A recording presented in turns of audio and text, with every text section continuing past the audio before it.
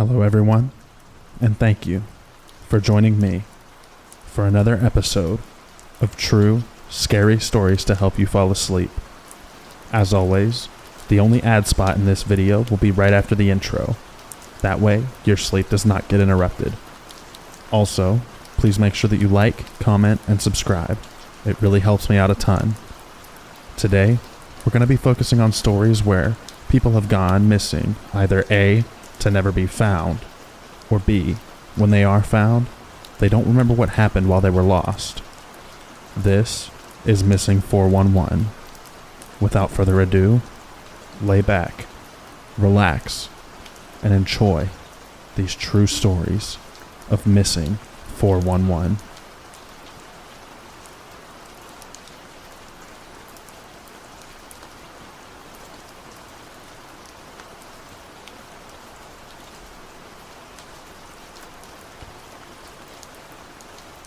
I'm going to try and report this with as little dramatic flair as possible, because it seems like people sometimes get carried away with the storytelling when reporting something like this, and I want to avoid that if I can. This happened a long time ago, and it wasn't in America, but for the first time, the other day I was discussing it, and suddenly realized that it actually involves three of the major factors associated with a lot of the 411 missing cases. A body of water, a dog behaving extremely unusually, and large amounts of granite. I was in my mid-teens at the time, and due to unusual circumstances, my dad had woken me up in the middle of the night to walk the dog with him and to have a chat. It was around 2 a.m. It was a full moon and a very bright night with great visibility. The skies were clear, and we were walking on a granite hill, an extinct volcano in fact, that has a valley in the middle with a loch and a small lake in it. We had walked around the loch-in before, starting up the side of the valley, towards the ridge, with the dog on a leash. As we began to approach the top of the slope, the dog stopped dead, and point-blank refused to come any further in the direction we were walking. He was literally a dead weight on the leash, and we would have had to bodily drag him to move him even an inch further forward. We realized that he'd tucked his tail between his legs, was visibly shaking, and was in a curled crouch, making himself as small as possible. He was also entirely fixated on something ahead of us that we hadn't noticed or paid attention to beforehand. It appeared to be a straight black line emerging vertically from the ground. I remember thinking at first that it was a plastic tube they used to protect vulnerable saplings from deer, because in the first moments we became aware of it, there were no discernible features whatsoever other than a black vertical bar. As we watched, the straight black bar unfurled into the crude shape of a humanoid I estimate to have been around 8 feet tall. Unfurled is the best term that I can think of to describe this process. If you've ever seen a butterfly emerge from a chrysalis, it was something like that. The figure was entirely jet black. There were no visible features or contrast within it to any degree, despite the bright moonlight, and black doesn't cover how dark this thing actually was. It was what I imagine a black hole might look like. And although the figure itself wasn't remotely transparent or insubstantial, the outline was slightly fuzzy or blurred, almost like something that's vibrating extremely quickly, or a washing machine on a high spin cycle. It did not have human proportions. It was almost like a child's drawing of a stick man, but with disproportionately long arms and legs. If you're imagining something like a stick insect made out of the material vantablack and in the rough shape of a person, you're pretty close to the mark. The head was unusually small, and I remember the top of the head being somewhat flat, although my dad doesn't. In every other respect, our recollections of the event are identical. This happened within probably under a minute, and then it turned and faced us. I'm not going to give a melodramatic description, and in fact, words really can't do it justice. But although it lacked any features whatsoever that might have been identified as eyes or a face, you could feel this thing's attention on you. Instantly, every hair on my body stood erect, and I broke out in goosebumps. I turned to my dad and said, "Dad, what the F is that thing?" He's one of the most skeptical and level-headed people I know, so what really freaked me out was that his answer was just, "I don't know." We need to get out of here right now. And as a young man, being able to detect genuine fear in my dad's voice was quite unsettling. We immediately began to walk sideways away from the figure so as to not entirely turn our backs on it. And the minute we began moving away, it was like a spell was broken on the dog, who began to literally drag us. The figure followed us for more than 5 minutes, maintaining the same distance. It walked with large, slow, deliberate strides, and I remember its arms swung in long arcs as it moved. At no point did it show any sign of aggression. It simply followed, maintaining the same distance from us the entire time. It was perfectly and completely silent. There wasn't a sound when it was following us. We were in a highly adrenalized state during this pursuit, and the atmosphere was extremely tense. We exchanged very few words other than whispers like, "Is it still following us?" and "Don't look at it." It never even crossed our minds to run, which in hindsight seems unusual, given that neither of us even entertained the possibility that this was just another person out for a walk. In the moment, we both had an almost literally overwhelming sense of wrongness about the situation. After about 5 minutes, I stopped. I can't remember exactly what I said, but it was something along the lines of, "This is completely insane. What the F is going on? What is that effing thing?" And when we stopped, it stopped. And again, just turned to stand facing us straight on. Because of the total lack of features, it may as well have been facing directly away from us. But like I said, there was a very definitive physical sense of when this thing's awareness was focused on you. We stood in total silence. The dog continued to try to drag us away. It stood motionless for a minute or two, and then, as we watched, it turned, sank down into the solid ground, and disappeared. Immediately, it felt like some sort of charge in the air had dissipated, and we began power walking back to the car. When we got back, we were still buzzing with adrenaline, and woke everyone up to tell them what we'd seen. And that's the story. I can't really add anything else that wouldn't be just as dramatic flourishes for storytelling purposes. The dog's behavior was extremely uncharacteristic of him. If we had encountered another person under the same circumstances, there's not a doubt in my mind that he would have been barking and straining on his leash to approach them rather than get away. That's partly why we was on a lead, but also because he was a rescue and very prone to chasing animals and disappearing for 20 minutes or so. We were both quite shaken, as neither of us could really come up with any plausible rational explanation for what we'd experienced. Occasionally over the years, people have suggested this was a broken specter, where our shadows were being cast by the moonlight on a fog bank or low cloud. But I can't accept this explanation. There just wasn't any fogs or clouds present, and visibility was excellent due to both clear air and the bright moonlight. I have no real theories about what we saw, nor does my dad. Although I still consider myself to be a naturally skeptical person, this completely shattered my ability to dismiss other people's stories of high strangeness and wild theories. Even though those at face value may seem absurd. I can hardly laugh in someone's face when they say that they think Bigfoot is real, but comes from another dimension, for example, or that something otherworldly is taking people in the wilderness. Although obviously I have no reason to believe this was Bigfoot, and the incident occurred in Scotland. Years after the fact, and years ago now, I found a thread on a bushcraft forum where people were discussing spooky experiences in the outdoors, and to my amazement, there was a hunter who reported seeing the exact same thing crossing a clearing in the woods from a hunting hide during a full moon in America.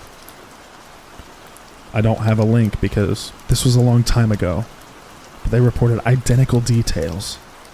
The small head, the long arms that moved in pendulous arcs when it walked, the slow, deliberate stride, the total blackness and lack of features, and even the fuzzy outline that they described in exactly the same way, as if it was vibrating. Make of this what you will, I'm not trying to convince you of anything, and I'm not married to any particular theory about what we saw. I just thought it was worth reporting here when I realized that the hill was mostly composed of granite and connected that with the water in the lake.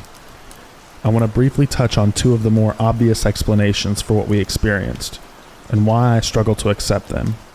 But first, because it's relevant to one of them, let me mention that there are at least some caves on this hill, and they have been associated with spooky stuff before, although I didn't know this at the time. In 1836, a group of schoolboys found a small entrance to a previously unknown cave on the hill near where this occurred that contained 17 miniature coffins containing what we would describe today as voodoo dolls, and some of them are still on display in the Scottish National Museum today. Now, for the rational explanations. 1. We were hallucinating. The dog's strange behavior was caused by something unrelated, but in the unfamiliar environment and the dark, we entered some kind of adrenalized state where our minds projected a tangible threat onto an unexpected object. Possibly, actually, one of those tubes used to protect trees that I mentioned earlier. And we both hallucinated the same thing. I find this hard to accept because of the specific details we both recalled afterwards. Long arms, small head, vibrating outline, slow, deliberate stride, swinging arms, strong sense of when its attention was focused on you, etc., despite not actually talking about what we were seeing at the time. And also that the dog was very clearly focused on the same thing as we were, and absolutely terrified. Theory number 2. It was exactly what it appeared to be.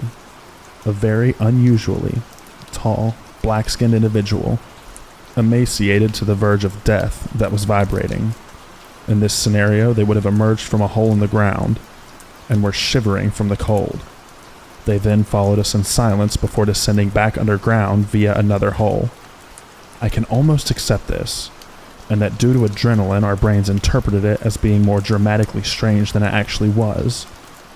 However, the problem with this theory is that it would be really, really weird.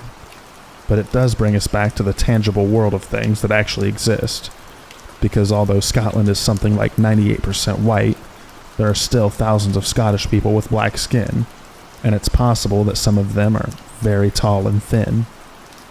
The only thing that's maybe worth adding is that this event seemed to flick some switch in my head that made me no longer remotely afraid of the dark under any circumstances.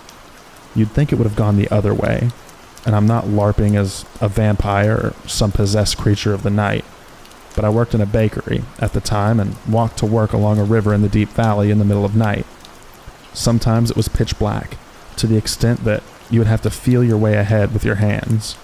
And I'm not ashamed to admit that sometimes I'd get a bit spooked, especially when a fox suddenly screamed right next to you.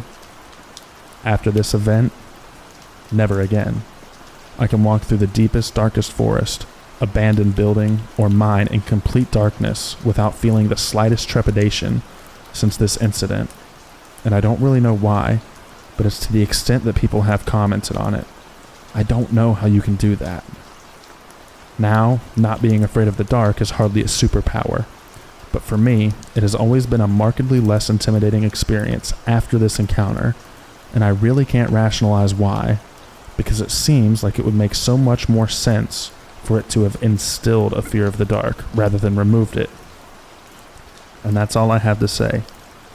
In the unlikely event that you've seen the same thing, please let me know. And if anyone has any questions, I'm happy to answer. But I don't think I've left anything relevant out.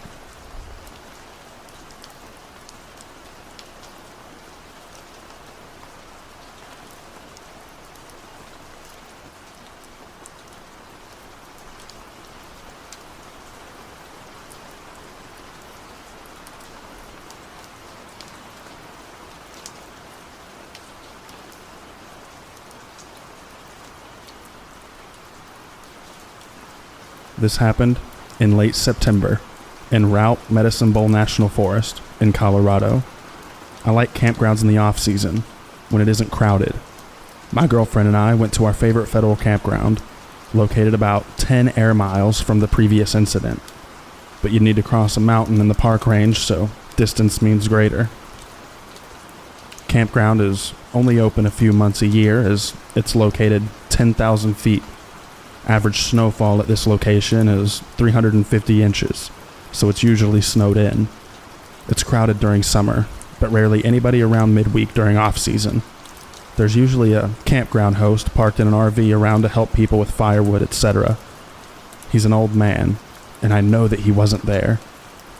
It's the typical federal campground, where you put $12 in an envelope and drop it in a strong box. There are 2 loops surrounded by campsites with a particular site that is our favorite, as it's further off the perimeter and private. Odd when we arrived because we were literally the only people there. No host or other campers anywhere, so we were stoked about having the place to ourselves. We did the usual truck camping setup with a tent, firewood, cooler, books, and other items that we wouldn't carry backpacking. We walked around the campground and didn't see anybody the entire time, which was a little strange but not concerning. We built a fire and sat around enjoying the evening. Gorgeous fall weather with leaves falling and crunching when you walk. Those of you who camp know the sound of a fire and leaves rustling in the wind.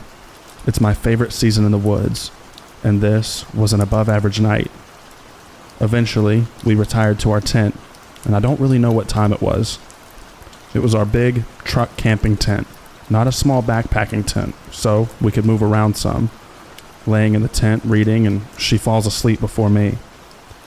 I should say that there was no way a vehicle could pull into this place and not be heard, because it was so peaceful. Listening to the leaves blow and thinking about what a privilege it is to be here. Wide awake and not tired enough to sleep. We got up a few times to check the fire embers.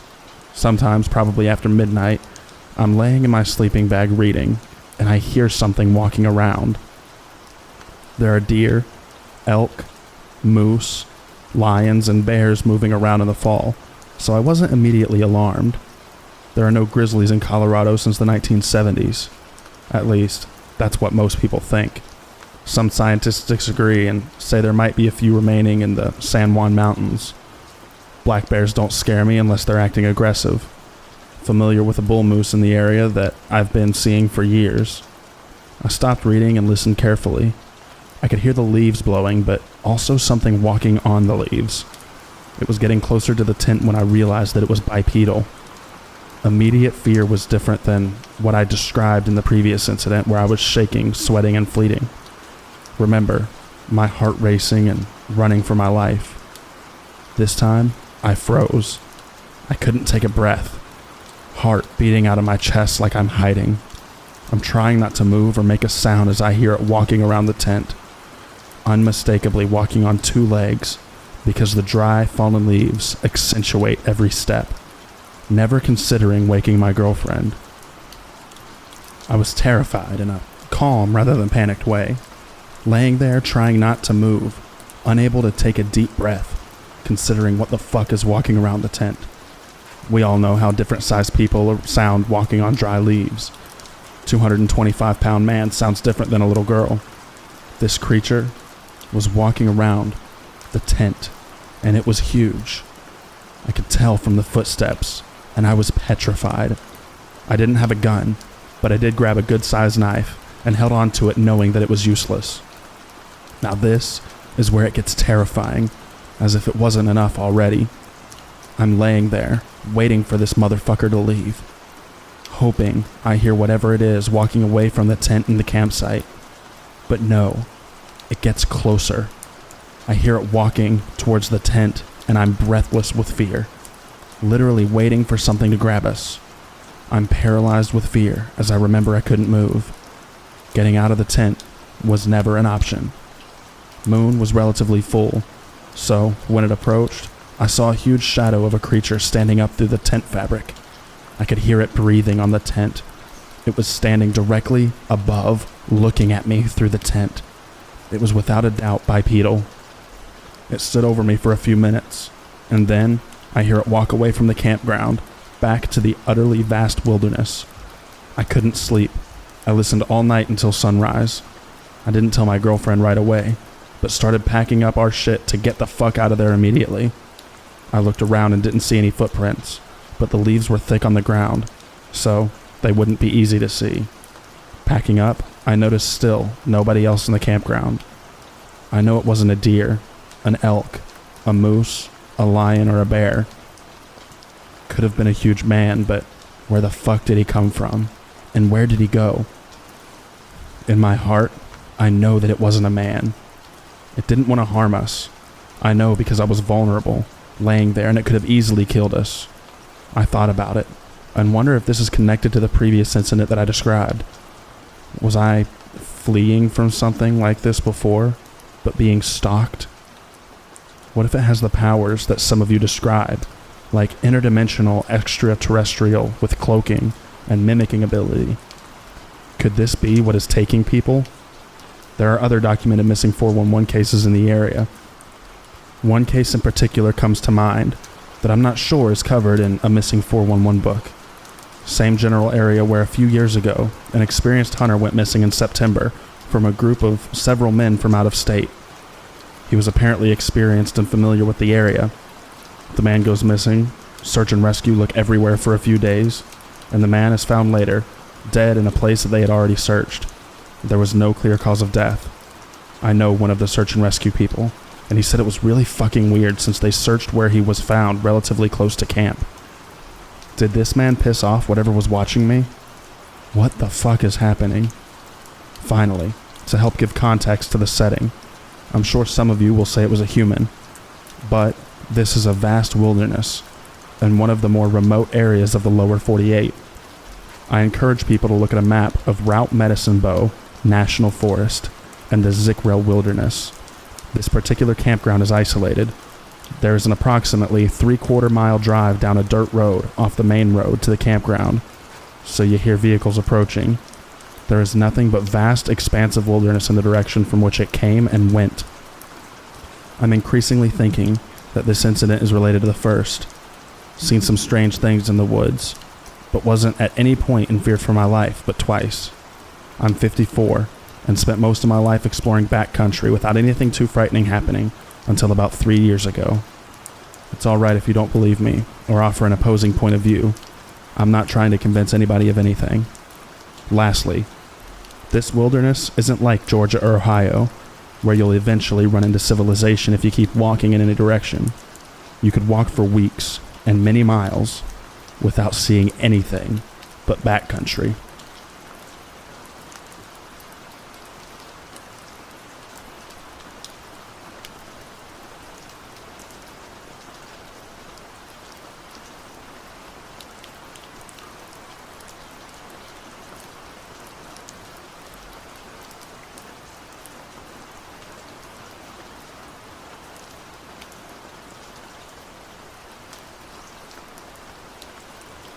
I just stumbled on this page while looking for similar experiences to what I just had while backpacking in Yosemite.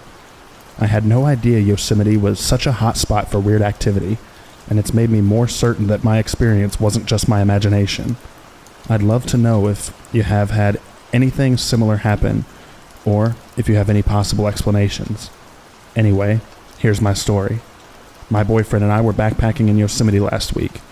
We were trying to make it to Little Yosemite Valley after having to turn back on our original trail due to ice. We didn't get to Little Yosemite due to our late start and had to illegally camp above Vernal Falls. Here is where the story gets weird. Full disclosure, I did take an edible, a weed gummy, before I went to bed. I usually take 1.5, but only took one, and don't really think this is the reason for what happened. Anyway, shortly after falling asleep, I felt a weird sensation like an electric zap on one temple. I felt it move through my brain and out the other temple, and it jolted me awake so suddenly and harshly. I know it sounds crazy.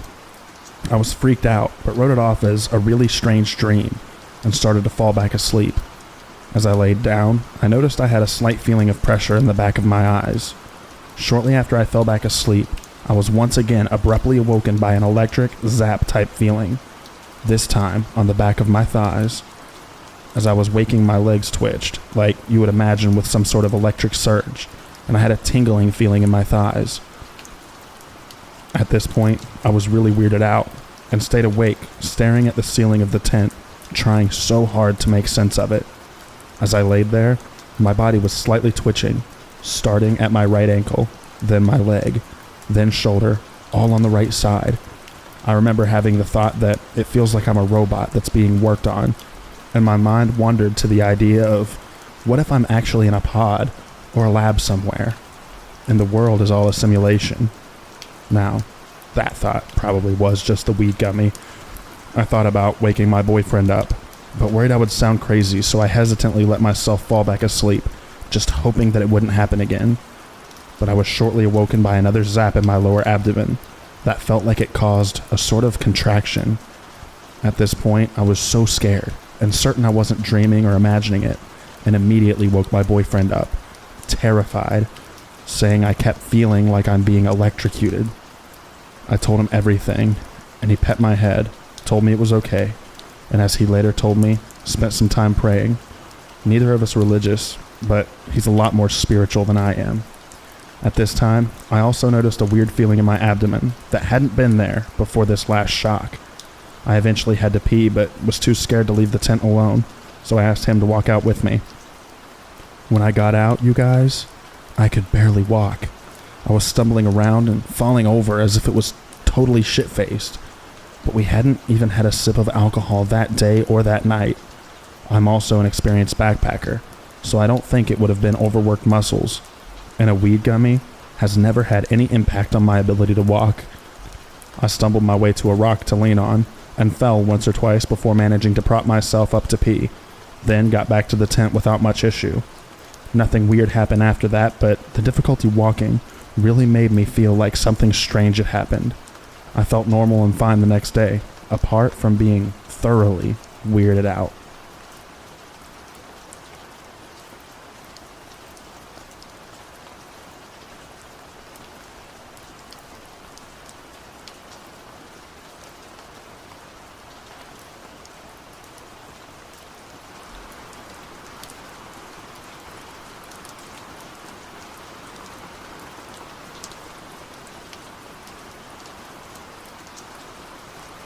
This is going to be a long story.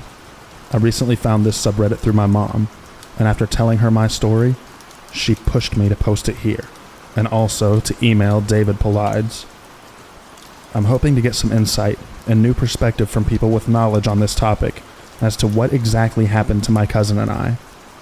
So, when I was 10, I was over at my cousin Gwen's house. She was also 10. It was a hot June day and about 9 a.m. when we decided to go play in the woods. Not abnormal for us. We loved being outside. For context, she lives down a private lane with 7 other houses, all inhabited by elderly people. She was the only child, along with her older brother who lived down this lane. It's also a really historical area where a train used to come through, and although the tracks are gone, you can see in your yard where they would have been. Her house is also an old factory that soldiers used to stay at during the Civil War. We've had lots of creepy encounters inside that house, but that's a story for another day. Today is about those damn woods. The entrance to the woods is across from the road from her main house, like 20 feet from her driveway. No cars can get into the woods. That will be important later. We had played in these woods so many times, and it's an isolated section where if on a normal day, if you walk 20 minutes in any direction, you're going to hit the road, someone's yard, or a development of McMansions. We follow the usual path into the woods and come across a Y intersection. We had been to this part many times before. We've walked dogs here, went on walks with my aunt, played together, normal stuff. To the left, on the Y intersection, is a stream. You cross, and on the other side of the stream is the path that continues around a bend. To the right of the Y leads you deeper into the woods. We saw footprints of big boots in the mud across the stream and wanted to follow them, so we did. Gwen and I crossed the stream and come around the bend, as we have many times before. But this time, we see a gravel driveway leading up to an old cabin. There's an old woman sweeping the porch, and a man standing 20 feet from us next to an old pickup truck, like from the 50s. The man had a blonde buzz cut. He's probably about 6'5", and wearing a white wife beater and light blue crop denim shorts, and large boots covered in mud. I will never forget his outfit. It was very unusual for me to see a man wearing shorts that short. This was like 2006 or 2007. The woman points at my cousin and I, and the man turns around and starts chasing us. We run our way across the stream, and then come to a stop at the Y. We didn't even look to see if the man was still chasing us. We felt surprisingly calm and happy for what just happened. Keep in mind, my cousin and I have talked about what happened so many times, and we always ask why we weren't scared about being chased. So, Gwen and I push forward and follow the right trail and go further into the woods. Marching on, the path in the woods turns from a wide, easy walkway to intricate pathways. I mean, it looked like something perfectly measured. The height of the grass, the picker bushes were all neatly kempt. The pathway was narrow. I remember at that point the air had this beautiful golden glow to it, and everything looked so crisp with drops of dew. And I felt so happy, and I was having the best time. I was calm. We found a box turtle on the pathway and carried him with us. This is where it gets really weird for me, and I actually get emotional when I tell this in person, because it's so weird to know that I saw this. The pathway turned into a hallway. I mean, like a perfectly squared out hallway with a wall, a ceiling of vines and bark that were pressed together so tightly that you couldn't see through it. Yet, there was still light, a glow, a purple yet golden glow. It looked misty, and the grass was taller here, maybe a little above my ankle, and I remember it felt like silk touching my leg. The hallway opened up into a perfectly square room, once again with covered walls and ceiling and the perfect silky grass. The hallway we came in from was on the left, and there was another hallway leading out the opposite wall on the right, and on the right-hand side of the room was an old pickup truck. I remember it as red. Gwen remembers it as white. It was running. All the lights were on, all the doors were open, and the bed of the truck was also open. The bed of the truck had long wooden planks and black trash bags full of, well, I don't know what was in them. So, like any normal 10-year-old would, we climbed into the bed of the truck with the turtle and played there for a while. I remember watching the turtle scooting across the planks, and Gwen and I were laying on the trash bags as if they were bean bags. It is so odd for me to think that we did that. Both of us were anxious children. I'll just never forget the way that room felt and how it looked. And I didn't think it was off at the time. I mean, it was straight out of Alice in Wonderland or a Dr. Seuss book. Gwen and I get out of the truck with our turtle and exit the room on the other side. Neither of us really remember walking along the trails. Like, we don't remember what we talked about. We just remember the big things that happened that day. I do remember at this point we dropped our turtle friend off. The pathways had gone back to normal. Cropped grass, kempt bushes, the golden glow, and dew-covered shrubbery. We came across a wooden sign that is painted in black capital letters, Luke's Trail, and the arrow pointed further down the path. We both remember being really excited and saying things like, "We have to find Luke." So we followed the trail, and all of a sudden, we were in a very open patch of woods, like a big circle surrounded by trees and shrubbery. But the earth we were standing on was just dirt, no grass. We had no idea what direction we even came from, and it finally hit us. Where the hell are we? How long had we been in the woods? It felt like everything was spinning, even though I wasn't moving, and everything got so loud, like the birds were screaming. I even heard what I thought were cars driving by, but I couldn't see a road, and then all of a sudden, it was dead silent. Gwen saw a giant bird-like creature fly out of the trees above us. She said it looked like a dinosaur. I didn't see it, but I did see its shadow. And after that, we don't remember anything. All of a sudden, we were walking out of the woods. The sun was setting, walking up to her mom's doorstep. We both reached to grab the door, and in that moment, we looked at each other and started freaking out, screaming. How did we come home? What the hell happened back there? As if all the odd events finally hit us. Like, that was really weird, And why didn't we find it weird? We walked inside crying. We tell my sister and her brother everything that happened through tears. They accused us of lying, of course. My sister believes me. She said she regrets not coming with us that day. Also, when we got back, it was 7 at night. We were gone for 10 hours. I'm a 24-year-old woman and an active hiker, and 20 minutes into every hike, I'm dying for water and a snack. I've gone back with Gwen so many times to find out what the hell happened. We have covered every square inch of that place and nothing, not a single clue. The weird part, later that summer back at my house, my sister and my other 2 cousins, Tyler and Mikey, were playing in the cornfield that surrounded my house. We rented in an extremely rural area and lived at a house at the bottom of a hill, and at the top was the family who we rented from. They were farmers and planted crops all around us, so we had watched this corn grow. We're running through the cornfield, and all of a sudden we hit an open patch. In the middle of this open spot is an old pickup truck, running, with all the lights on and all the doors open. I don't remember if there was anything in the bed of the truck because I screamed, and we all ran home terrified. I mean, there was no way for that truck to have gotten in there unless a helicopter planted it there. There were no pathways for it to drive in from. So yeah, that's my story. I'd love to hear your input. Sorry it was so long. I just wanted to be as detailed as I could. Personally, what I think happened was we went through a portal to another dimension, another reality, a spirit world. I don't know. But we went through a portal. I saw the other side. I know I did. And every day, I am so fortunate to have made my way back home.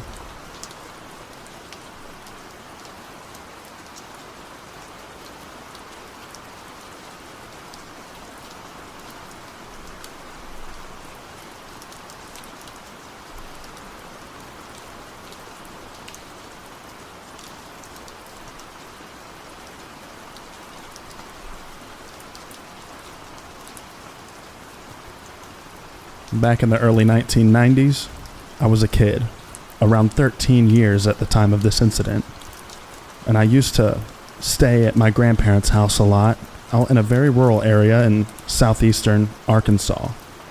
When I say very rural, I mean it was a series of networked dirt roads to get out to their house. The closest neighbors besides my aunt and uncle, who lived about a quarter of a mile up the road, was over a mile and a half away. This was very backwoods and isolated from most civilization. The closest town was a 10-mile trip. It's in the middle of farmland and mostly woods. They had lived in this house since my mother was a child, and had both grown up just a ways down the road. Anyways, there was a general store roughly 3 to 4 miles down the network of dirt roads. This was your typical country general store ran by an old lady and her husband, and its only customers really consisted of old people who lived out there in bumfuck Egypt. One day, my grandmother asked me if I wanted to walk to the general store to get her some milk, eggs, and a few other miscellaneous items, so I told her I would. She gave me some money and I headed on my way. It was fairly early in the day and I had plenty of time to get back before dark, which I always made sure to do when I was out roaming about. Things can get mighty creepy out in the backwoods of Arkansas after nightfall. It's a darkness unlike most people who have lived primarily in cities or towns have ever experienced. Me, being a 13-year-old, had poor time management skills. I stopped at the bottom of a hill, next to this small wooden bridge you have to cross, and messed around at the creek catching crawdads and such, and I kinda just messed around the whole way to the store. By the time I left the store, I realized it was quickly approaching dark.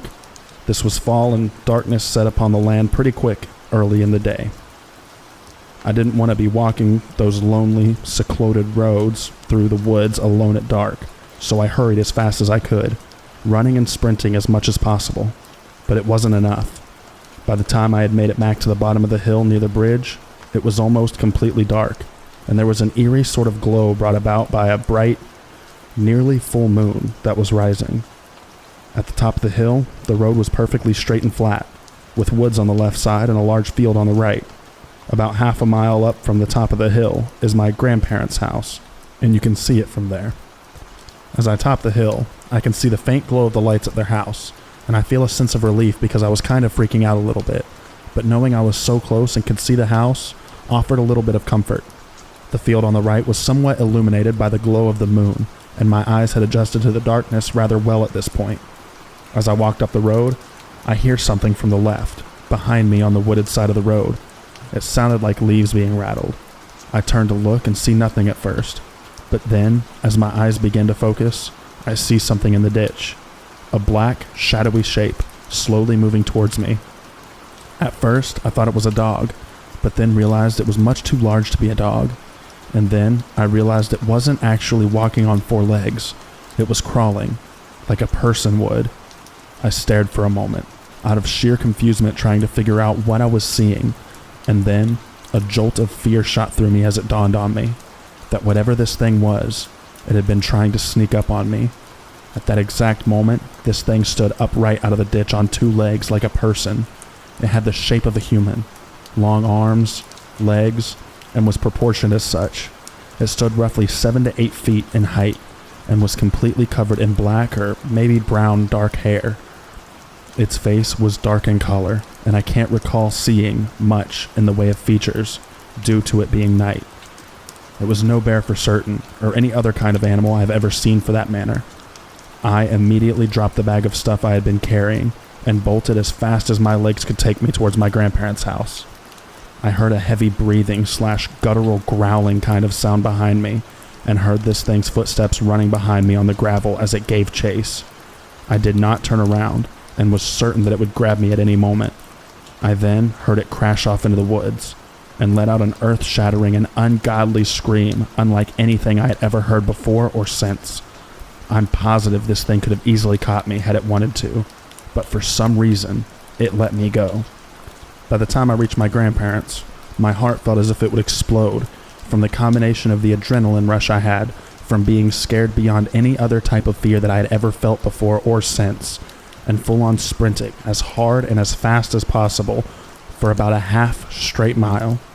I flew into the house, and in an incoherent mess of hyperactive gibberish, I tried to explain to my grandparents what had just happened.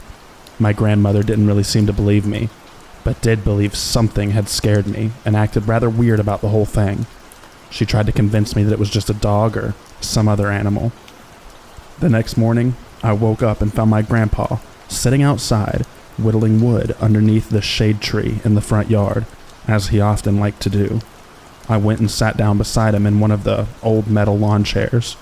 He was a very rational man, down to earth, and had grown up in and hunted that area his entire life. He knew every square inch of it, mapped it into his mind. He knew every type of critter and creature that lived in those woods, what noise they made, where to find them, how to catch them, etc. I had only been hunting with him for a couple years, but had been going out into those woods with him since a pretty young age on walks and such. He had passed a lot of his knowledge down to me during those adventures. I spoke to him about what happened to me that night, and told him that I knew what I saw. It wasn't my overactive imagination. I wasn't making it up, and it definitely wasn't a dog. He knew that I wasn't just some dumb 13-year-old kid, and he said that I knew the things he'd taught me. He stopped whittling, looked me right in the eyes and said, "I know what you saw. I've seen it before too. There's things out in them woods that people just don't understand, and that a person ought not to go fooling with." I remember those words clearly to this day, because it gave me affirmation, but at the same time made me realize that whatever I'd seen was very real in existence, and beyond my understanding. My grandpa then went on to tell me that far back in the woods, there are some cliffs, and at the bottom of those cliffs is a cave. He told me that the cave is where the creature lived. He had once stumbled upon it a long time ago when he was hunting. He said he was standing on the top of the cliff looking at it, when a creature fitting the same description emerged and began screaming wildly at him and throwing rocks. He said he took a shot at it, missed, and then this thing gave chase to him. But my grandpa was on top of the cliff, so in order to get to him, this thing had to go around a pretty good distance and then up, which he said it quickly began to do. So he hightailed it out of there in a hurry. He said the whole way back home, he felt as if it were being watched and kept hearing twigs snap behind him, and he was certain that it was following him, stalking him. He made it home, and as he reached his front porch, he turned and looked back at the woods from where he'd came and saw it peeking out at him from behind a tree. Later that night, he said that he and my grandmother awoke in the early morning hours to large rocks being thrown at the house and ungodly howling noises from outside, and this thing trying to get into the house. He said he could hear it walking around on the front porch, rattling the doorknobs, banging on windows, and it sounded like it was muttering to itself in a low, deep, garbled voice, but it didn't sound like a language, just a bunch of gibberish. After a while, the thing went back to throwing some more rocks and howling, so my grandpa grabbed his shotgun and fired it out the front door a few times into the wilderness in the direction of the howling, and said he heard it run back into the woods. He didn't know if he'd hit it or not. He said that was the last that he'd ever seen or heard from it, but over the years, an occasional farmer's cow would be mutilated, or someone's hunting dog would go unexplainably missing, or someone would have a story about some strange creature that they'd seen. He also said it scared my grandmother beyond words, and she absolutely has refused to ever talk about it or even acknowledge that it happened, which explains her acting weird about it when I told her what happened to me. I know it's a pretty far-fetched story, and you can believe it or not, it makes no difference to me. I know what I saw, and my grandpa knew what I saw, and neither of us had ever felt the need to convince anyone else of it. In fact, until today, I've never actually spoken of it to anyone other than my grandpa, and he passed away around 10 years ago.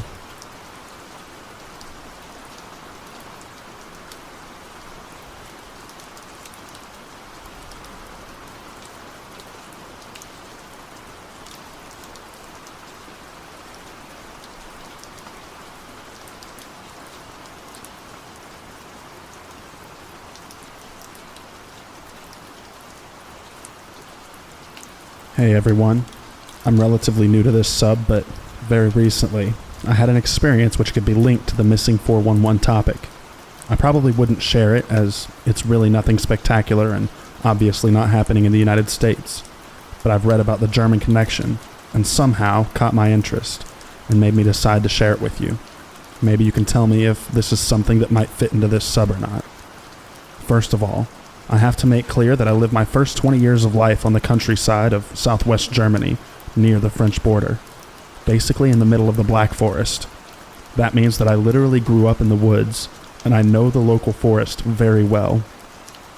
I've played there with friends as a little kid, spent hours over hours hiking, pick up mushrooms with my dad, or took the dog out for long walks. I even crossed the paths as a teenager drunk on my way home from parties. Never in my life have I felt scared or uncomfortable being there. Neither have I heard of any disappeared person there or anywhere else in Germany. Fast forward to the 35-year-old me as a father of 2 girls, now living near one of the biggest cities in northwest of Germany. I went for a little walk in the late afternoon with my daughters in the near forest. As it's near the city, it's quite visited, as it's not very unspoilt with wide artificial trails, and you usually meet a lot of people there enjoying the nature as a distraction from the city life, especially now amid the pandemic. When we arrived there, it was already late, but far away from dusk time. I had my stroller with me and a little kid bike for the older one, and we had been a mile away from the parking area at the most. We've passed a few other people when we were all alone all of a sudden. I can't remember if it was quiet or if I heard any sounds like birds, but almost instantly I felt so intimidated and in danger like never before.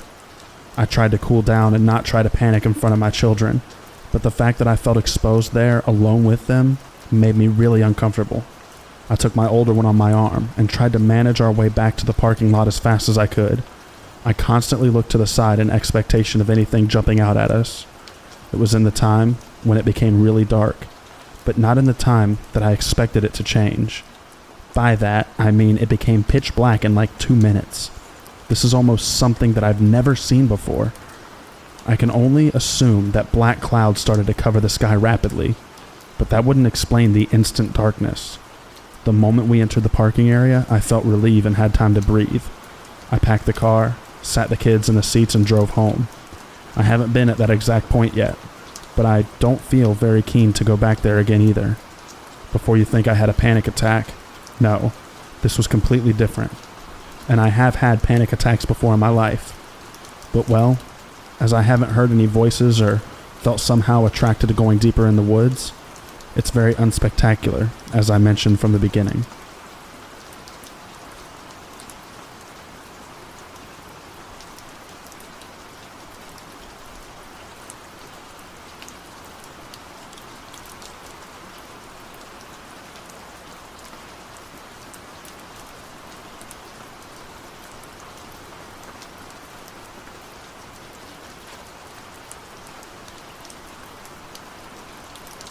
Decades ago, my wife and I stopped at a state park in South Texas. It wasn't far away from State Highway 35 or I-59. Too long ago to remember, probably between Victoria and Corpus Christi. My wife stayed at the car getting our lunch ready, and I walked down a small creek enjoying nature. As I walked, the creek was on my left and the brush line was on my right. I stopped and stood there for a minute, with my back to the brush line, just watching the water flow by, when suddenly, I heard a loud snort behind me. Startled, I whipped around, expecting to see that a cow or a horse had quietly meandered up right behind me. But there was nothing there. Whatever made that snorting sound had to have been big. It was loud, but I was too ignorant to have been scared. Instead, I just walked back to our car. I didn't even tell my wife about it, and I've wondered about it ever since.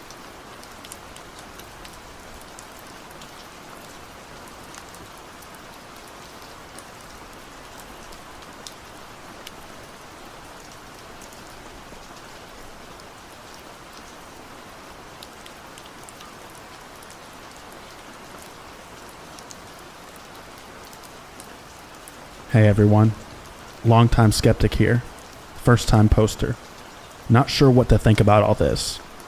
Yesterday I was hiking off a trail on top of a steep ridge that I had to take an absolute abandoned / possible animal trail to get to, and discovered a leather boot. It had probably been there for a while based on how the leather had curled, as in at least a few months or maybe years. It was a nice looking boot otherwise, kind of like an Iron Ranger but with tread. Normally, I'd think, someone dropped their gear, that sucks, and put it by a trail sign for someone to find.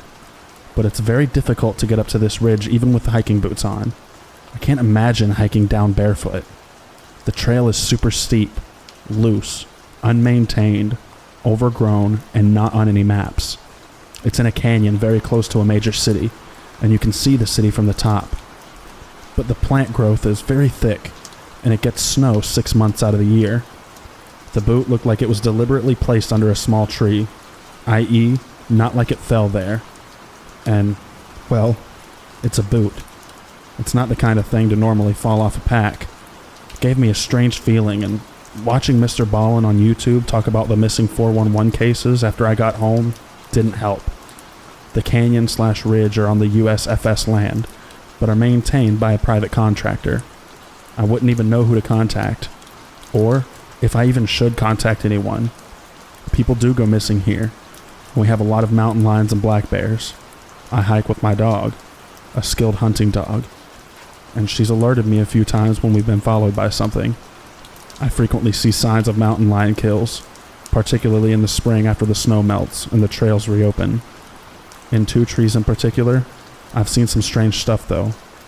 Deer legs impaled on the main trunk at head height, but the trees are 15 feet tall.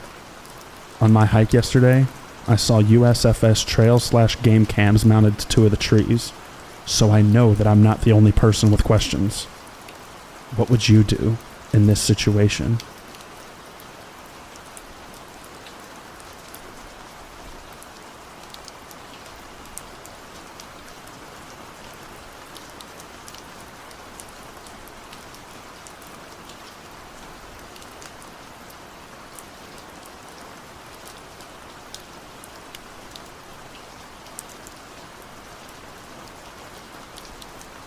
When I was a kid, maybe from ages 6 to 10, I used to spend the summer with my grandparents' sister in rural Tennessee. I called her Auntie John. Most of my family live in rural areas, but Auntie John's old place was like an hour from the nearest grocery store, on an unpaved road. Well, water, you get the picture. She taught me a lot about the woods, fishing, catching crawdads, how to cook a chicken of the woods, or as other people would call it, a morel mushroom. She passed in 2012, but whenever I do these things, I think of her. My mom isn't the best, and my auntie was kind of my female role model. She wasn't really a religious person, but I remember some superstitions that she passed on to me. One was that you should never give your real name to a stranger who asks. You need to give a nickname. Like if my name were Catherine, I'd say it was Katie. 2, there are certain roads in her area that you should never walk on at night, because there are entities who will steal your breath. 3, you should have at least the length of 2 persons lying down, so maybe 10 to 12 feet, between your house and any trees on your property. 4, and this one is the most relevant to my story, never sleep with a door open, and if you have the window open, put some acorns on the windowsill. Okay, whatever. Now on to the story that I came to share. My cousin Jace was visiting, and we told my auntie we wanted to sleep in one of the outbuildings. It was basically like a shed. We took our blankets and stuff out there. My cousin's Pokemon cards, some snacks. We probably fell asleep around midnight, and we forgot to shut the door. I woke up in the pitch dark. I was itchy from mosquito bites, so I thought that was why I woke up. But then I heard my cousin breathing weird, and he grabbed my wrist. I felt something walk into the shed, even though I couldn't see or hear it. It was like a gut feeling. There was a lot of old dust and spider webs on the ceiling, and suddenly it crumbled down onto our blankets, like something had brushed the ceiling. I was about to piss myself, but Jace grabbed his lighter that we'd been using with a citronella candle and lit it. He said really loudly, "This is our place. Go away." Once he lit the lighter, we could see that nobody was there but us. Also, the door wasn't completely open, so only a very thin, small person could have slid through without creaking the hinges. We didn't sleep at all after that, and we locked the door tight. We didn't tell Auntie John what happened, because we didn't want to get our asses torn. So that's my story. I'm not sure what happened, but it was crazy. I talked to Jace about it a few years ago, and his memory is the same, except he was awoken by me laughing in my sleep.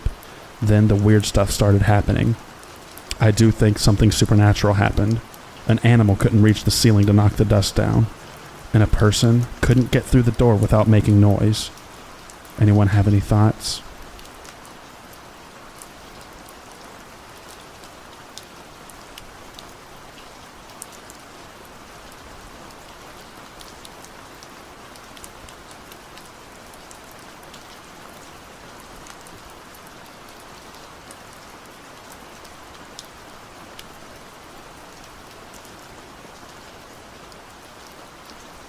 Just a quick note.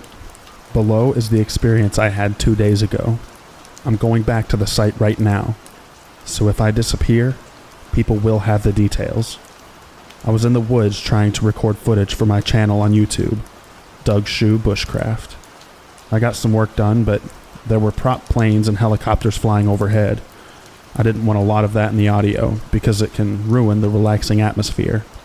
So in the late afternoon, I started hiking back. I made it to a logging road near my truck. There was a beautiful spot by a creek, so I stopped to video record. I heard and felt stomping, and something larger than a moose. I didn't see anything stomping. I'm saying that it sounded and felt that way, like when an angry moose stomps. But this was something heavier. But what could be heavier than a moose? It seems impossible for New Hampshire. The camera was acting up. When I got back home and played back the video footage, there was weird static on it. I thought I might have some video footage of the creek. I wasn't sure, but in any case, I was giving up on it. I started walking back to my truck, which wasn't far from there. I heard more stomping. Then I heard crashing. Something apparently breaking branches or saplings. I started video recording, saying something was in there. I heard a helicopter approaching. It flew right over the spot of the stomping and crashing and directly over me. Then I hear a lot of crashing, like something huge running fast right towards me. I start walking backward, then turn and run to my truck. I get into the truck, make a U-turn, and drive away as fast as I thought I could without getting stuck or breaking my truck. I couldn't see anything following me. Playing back the video, I can't hear the stomping. That was expected. I also couldn't hear the crashing. I thought I would be able to, but it was some distance away over the lip of a small ridge. I don't know if the audio can be enhanced or not. I'm going back now.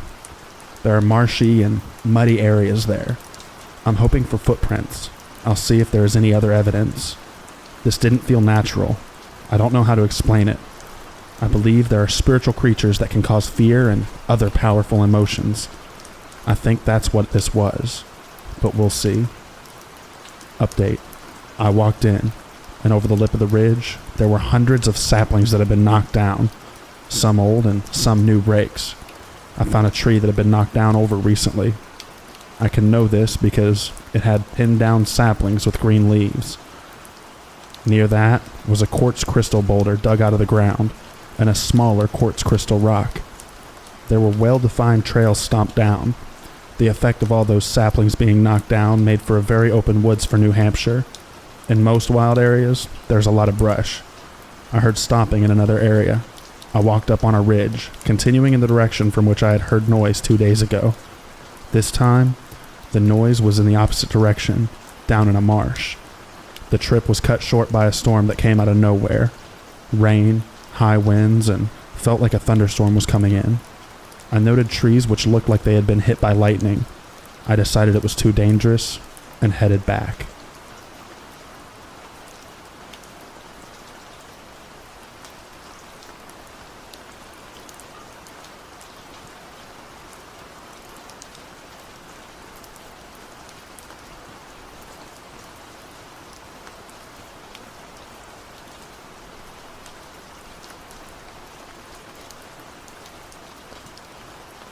My partner and I are avid hikers.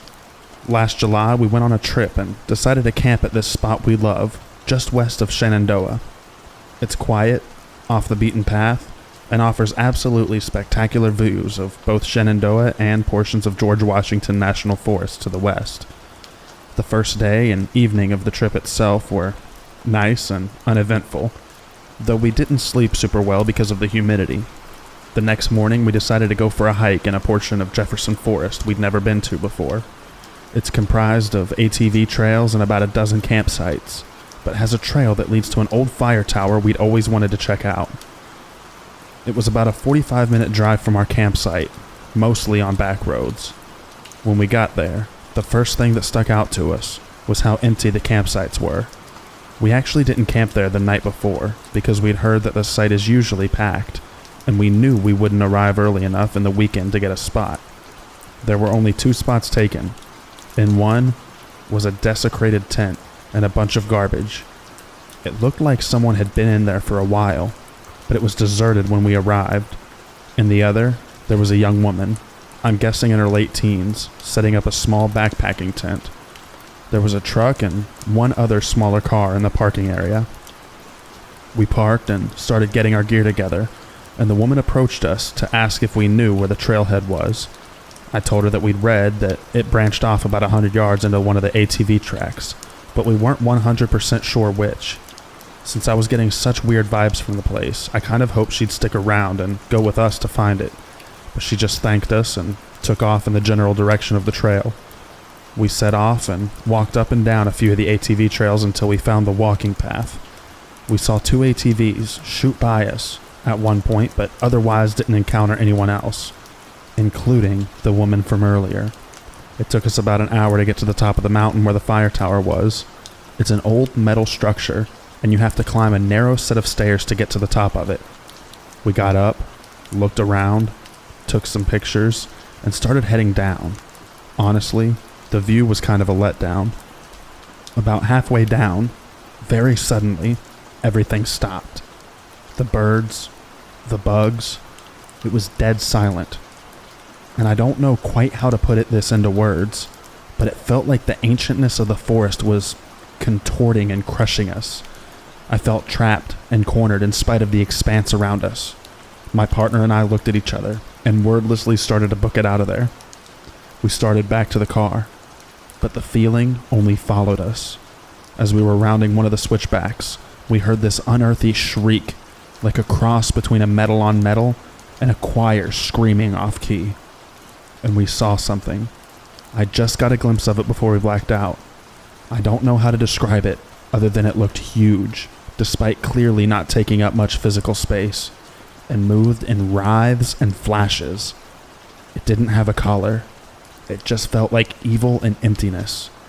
I probably only perceived it for half a second before my memory just completely gave way. When we came to, we were sitting in the car and 2 hours had passed, double the length of time that it took us to get up there. I don't know if we lost consciousness or just somehow blocked those hours out. I later learned the exact same thing happened to my partner. Both of the cars were next to us in the parking lot, and there were still just the 2 tents at the campsite. The woman wasn't in hers, and it looked exactly the same as she'd left it. I think about her all the time, and have spent a ton of time trying to figure out if someone went missing around the time of our trip. It took a few months for my partner and I to talk about that day. Some of the stories I've seen posted on this sub have made me so much less alone. We still love to hike, but honestly haven't been able to in the Appalachian forest since this happened. I'm curious if others have had other experiences like this one.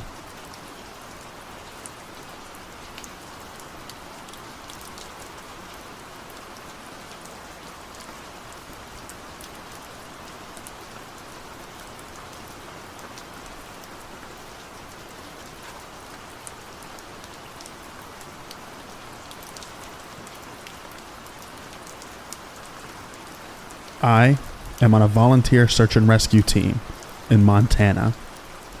I wanted to write this to talk about a few missing person cases that I have personally helped with the search and rescue operations. I have lived in the Bitterroot Valley my entire life and have spent a large part of it exploring our local forest lands. We often have people go missing, and most of the time we end up finding them. But there are a few cases that stick out in my mind as odd. The first of these cases is Jim Mann. Mann was heading to Bozeman, Montana to meet up with a friend. Only he never arrived. Mann was known to frequent the Como Lake and Painted Rocks Reservoir areas quite frequently, so we spent a lot of time searching those areas, as we suspected he might have been there before disappearing. I personally spent most of my time around the Painted Rocks area helping with the search. Both areas have bodies of water with small creeks, and also many rock slides surrounding them. The weirdest part about this is even with the scale we searched and the amount of areas we searched, we never found a single thing. Mann had left his phone in his home and simply disappeared. As far as I know, there are still 0 leads on what might have happened to him. The second case I can think of also happened in the Bitterroot Valley. I'm gonna leave the names out of this one, because I respect the family's privacy they have asked for, as the case has officially been ruled a suicide, even though his body was never located. I personally have met this individual, as he would often come to my grocery store that I worked part-time at. Essentially, he went out into the woods in late October to do some hunting.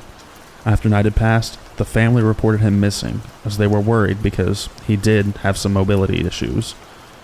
After about 3 days of searching, we had found nothing at all, and finally, word came down that they had found his vehicle. The odd thing about this is that the vehicle was found parked in a pullout along the road and was sitting there with its door wide open. We eventually learned that it sat there running until it eventually completely ran out of gas. Around a day or two later, his hunting rifle was found, with the spent casing still loaded in the chamber, meaning that his rifle had been fired. Forensics took samples of the dirt to look for blood. The immediate conclusion was that he had committed suicide, and his body was dragged off by an animal. This is also the official story that they eventually went with. The biggest problem with this story is that there was never any blood found in the soil around the area his rifle was found. The family accepted that it was a suicide, even though they alleged that he had no mental health issues and never indicated that he was suicidal. Either way, this is one of those few search and rescue operations I have been a part of that really left me wondering what really happened. I hope you all enjoyed my personal experiences. Please keep in mind that I never officially worked for any actual agencies and was simply a volunteer on these incidents. Just remember to be safe when you go out exploring, and to always prepare for the worst case scenario.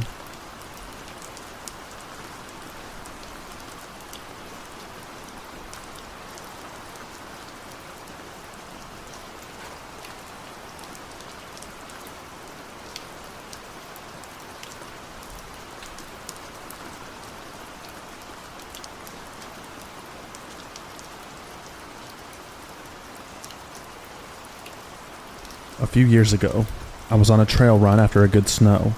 I decided to run in the opposite direction than I usually go, which took me to a section of the trail that I'd never seen before. The trail runs along a river, through a small yet busy suburban town, through farmland, and through woods. Sometimes, the trail snakes up to the top of the levee, and then back down towards the river. It's beautiful. On this section, the trail runs directly along the river at the base of the levee, then turns left and up onto the levee above the farmland, and then it swerves right and down into some woods with tons of skinny trees before it swerves left and follows along the river again. While the trees are packed in, you can pretty much see all the way through them when you're actually standing there inside the woods. There was a small clearing at the spot where the trail starts to bend left, with a random bench facing the river. This struck me as beautiful, so I stopped for a few minutes to admire the view and snapped a picture before running on. On my way back, I glanced at the spot again and decided I wanted to take a picture of this spot every season. I made the trek in the spring, a few times in the summer, and then twice in the fall. I wasn't happy with the original fall picture, so I went back a week later when the leaf colors looked a little better. The second fall trip was the last time that I've ever gone. Everything was normal as I ran up to the clearing and pulled out my phone near the bench. I tried to frame the picture so that it would be the same shot, and then everything felt wrong. My heart started pounding. It was the worst fear I've ever felt. I started fumbling around with my phone trying to put it back in my armband. It felt like someone was in the woods, behind me, just watching me. But they weren't just watching me. I was being sized up, thought about, possibly chosen. It was dangerous. It felt like whoever was watching me wanted to hurt me. I turned around and scanned the entire area surrounding me, waiting to see some drug-addicted murderer pop out of some camouflaged area. Like I said, you could see clear through the trees, and the trees are skinny, so anything bigger than a squirrel would easily be seen. No one was there. In fact, everything was dead quiet. I stood there, staring and scanning, waiting to see anything, because my feeling felt so strong.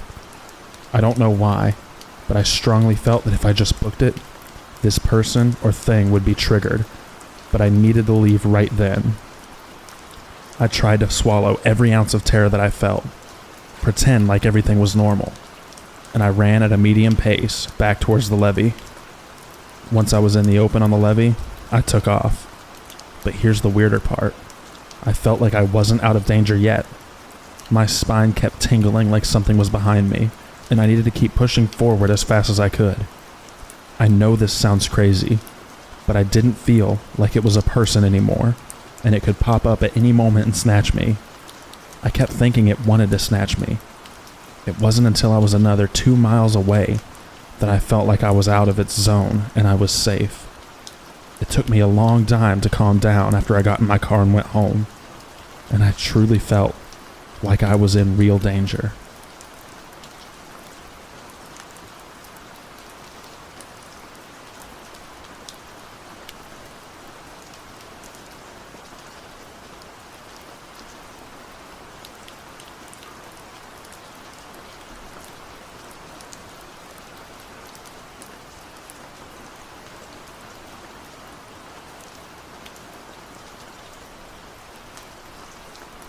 I know this might seem stupid, but this sound bugs me since the day that I've heard it back in May.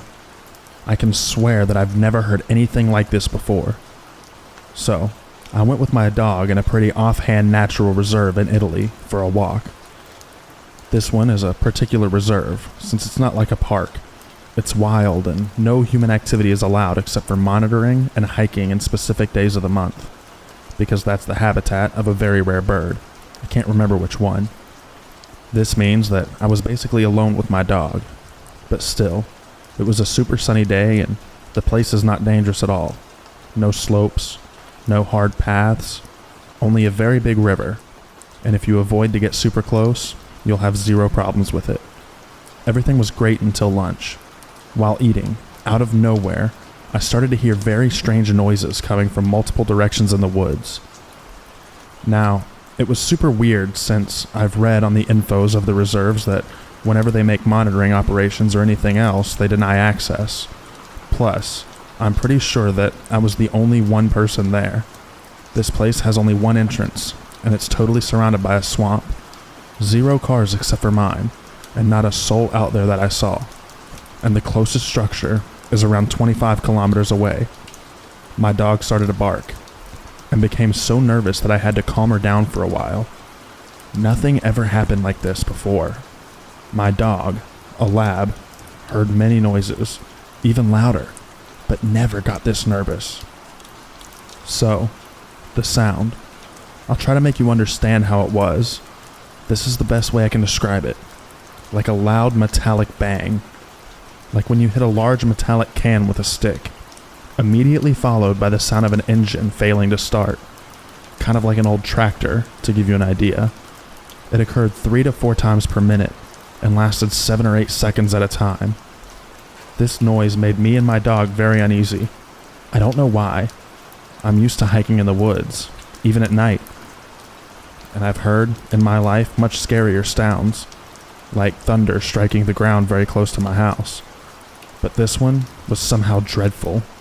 It made me and my dog freak out. So, I decided to pack everything up and head back to the car to leave the area ASAP. The noise never stopped. It continued to occur in the same way I described it. And there's another weird thing. It always sounded very close, no matter how far I parked my car. Around an hour of hike from the spot that I started to hear that noise, from the spot to the car, it always sounded at the exact same distance, like it was following us, maintaining 30 meters of distance. My dog calmed down and fell asleep only when we were in the car and halfway back home. I felt super tired too, as soon as I calmed down, and barely managed to drive home, trying my best not to fall asleep. That evening, I had a massive headache and felt very off, so I immediately drifted to bed. In your opinion, what the hell was that? I didn't cross anyone to ask, and the reserves office at the entrance was closed that day. I recorded it, and tried to make it listen to my dad, brother, friends. Sadly, I've lost the file since I changed my phone a pair of weeks ago, and forgot to make a backup copy of the sound. And 1, they were super uneasy while hearing it. 2, nobody ever figured out what was producing that noise. Plus, as said, the reserve is super close to a river and a swamp. May the things be connected? What do you think? Thank you in advance.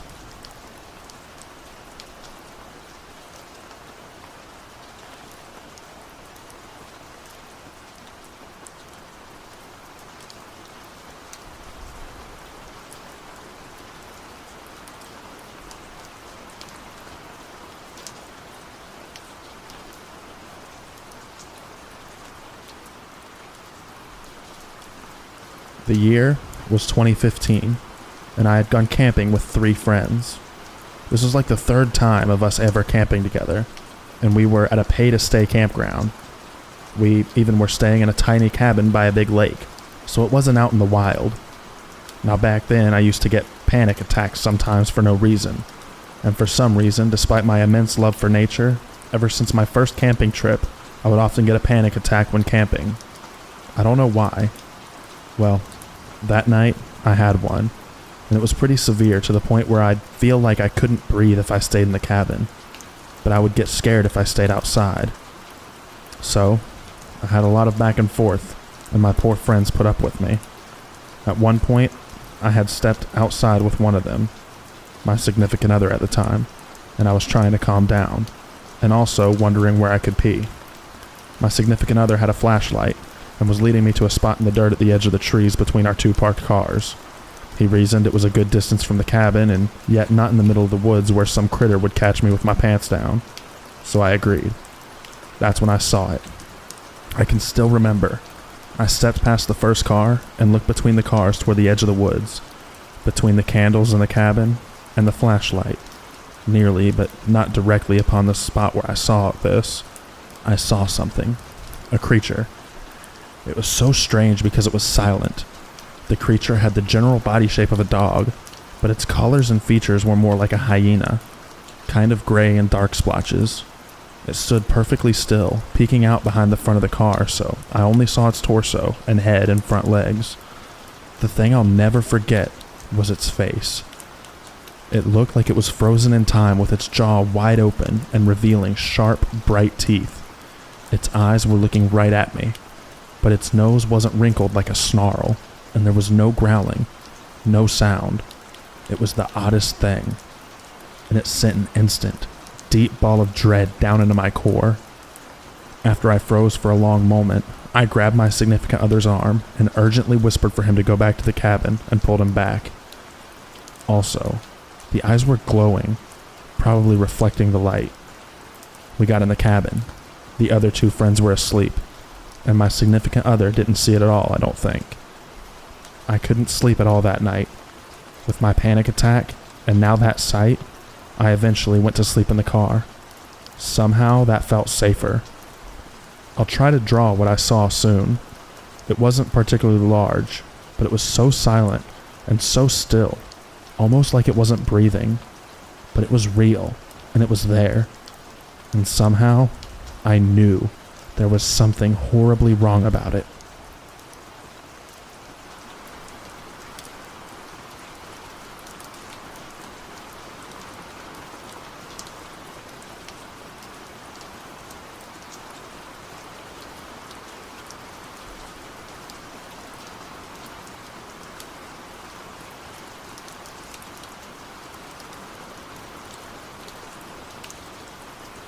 Today I walked my usual route with my dog through some trails in my town.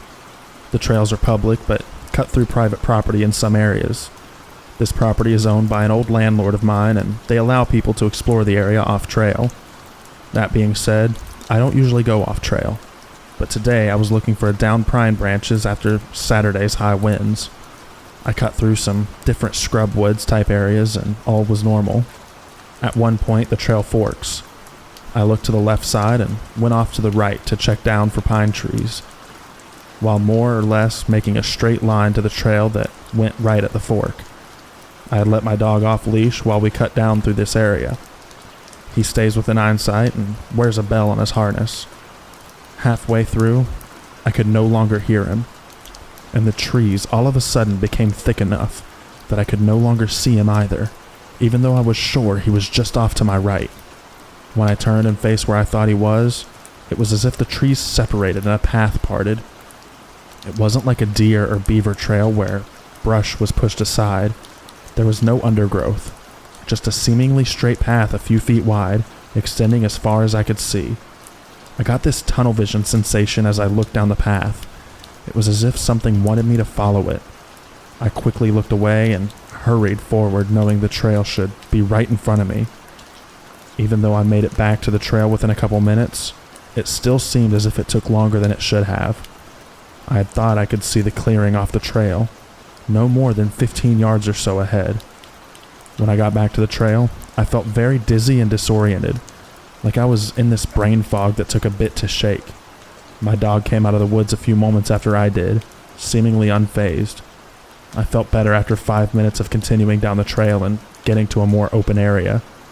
Maybe it was nothing, but I won't be going off trail again in that spot. Also, I just wanted to clarify that I wasn't on an intense hike or anything, just flat snowmobile walking trails right down the street from my house. Not a large area at all. It was on and off trail the whole time, checking around trees and then going back without issue. It was just in that one spot that I crossed through the woods from one trail to the other, which should have only taken 2 to 3 minutes to get to the other side, that things got a little weird. Not wandering through the deep woods or anything. I love reading stories on this sub, and I'm glad that I finally had an experience worthy enough to share.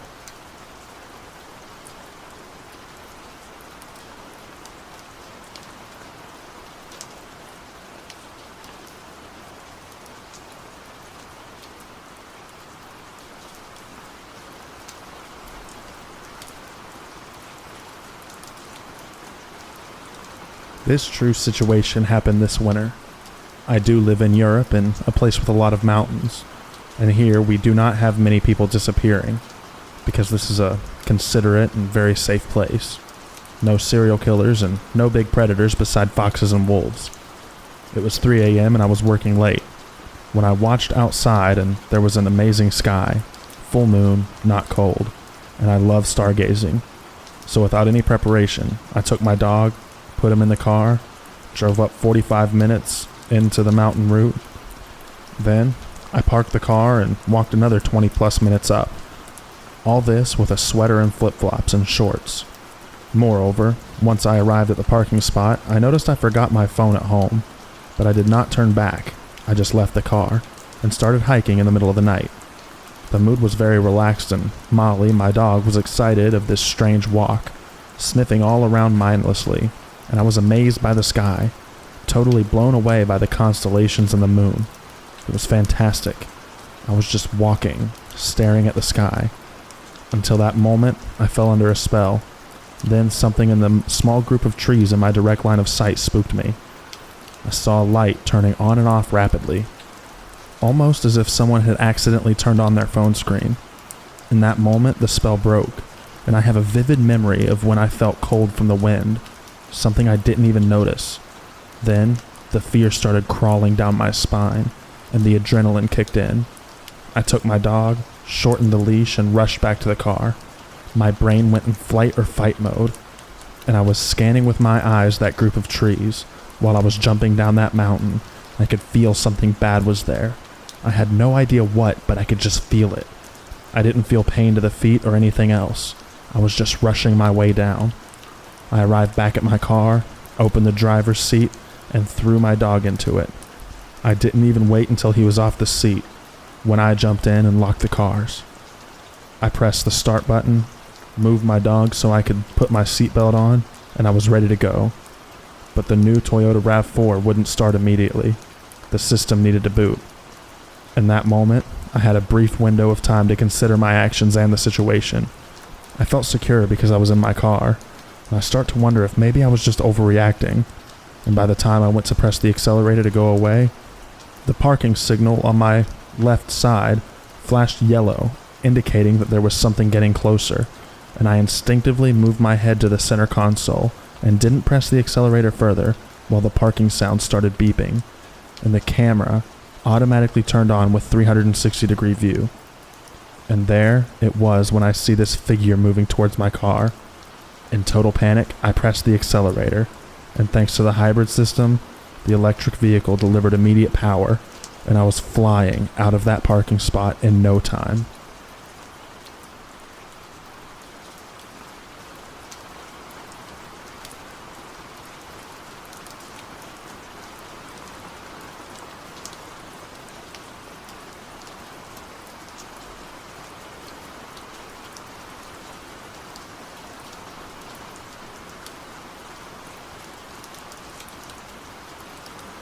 For everyone that is listening right now, I want you to know that the story that we are about to read is a part 2 to the previous story.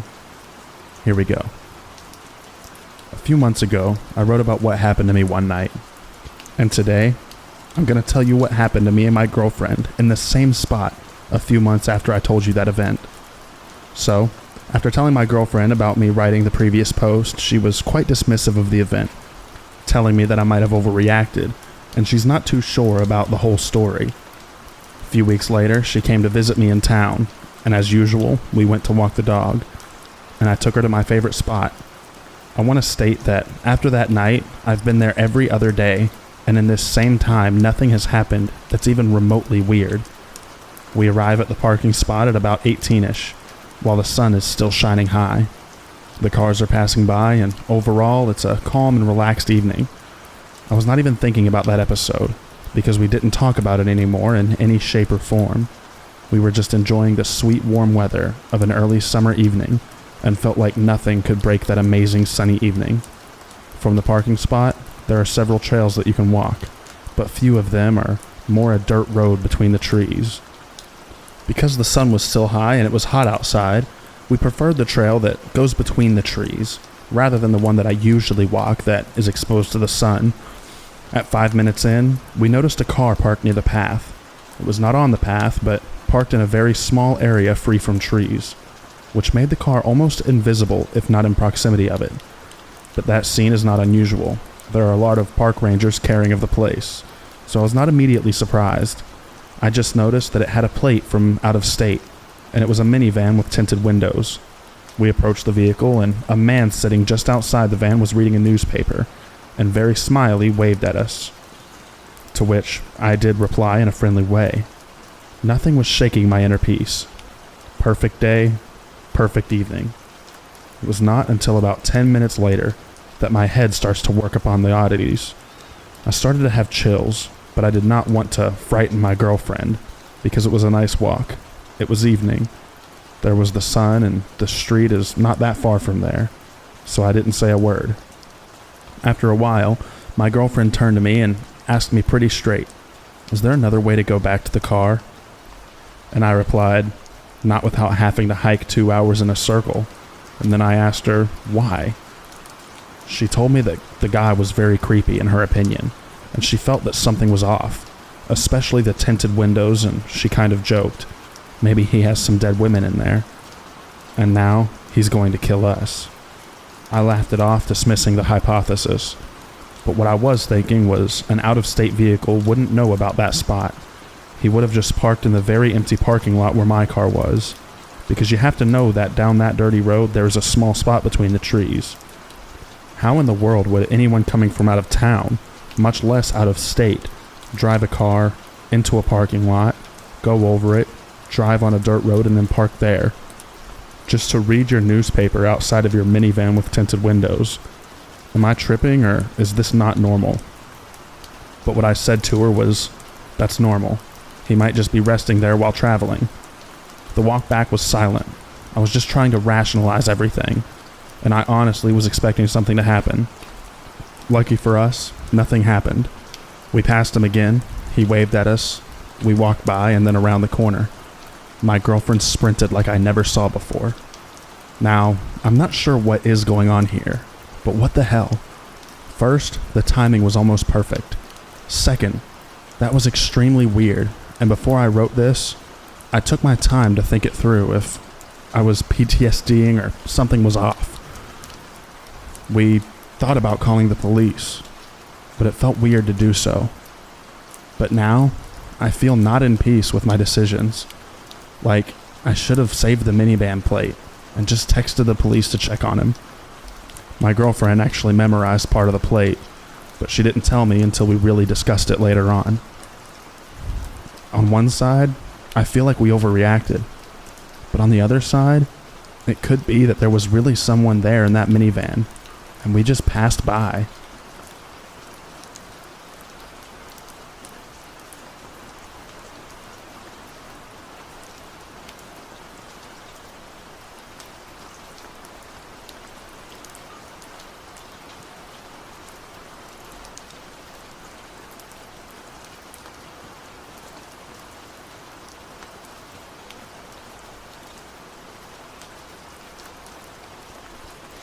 I had a strange experience as a child that I never thought much of until I discovered this subreddit.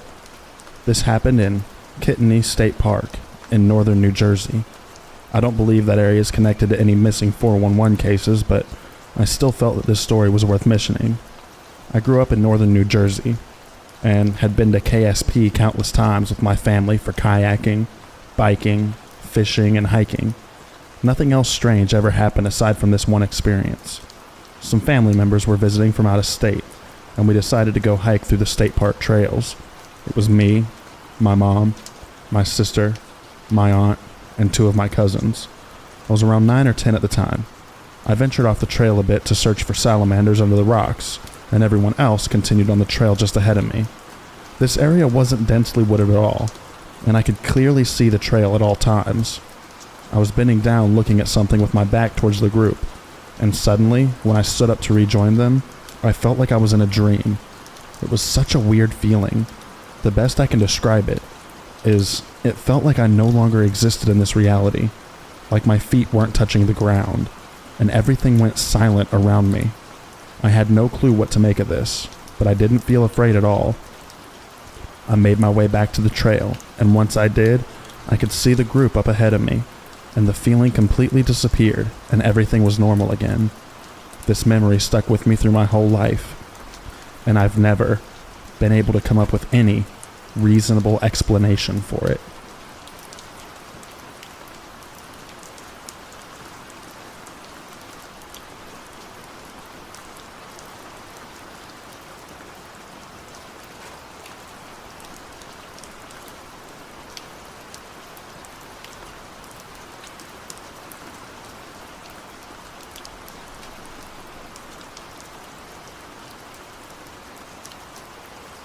I may seem out of my mind.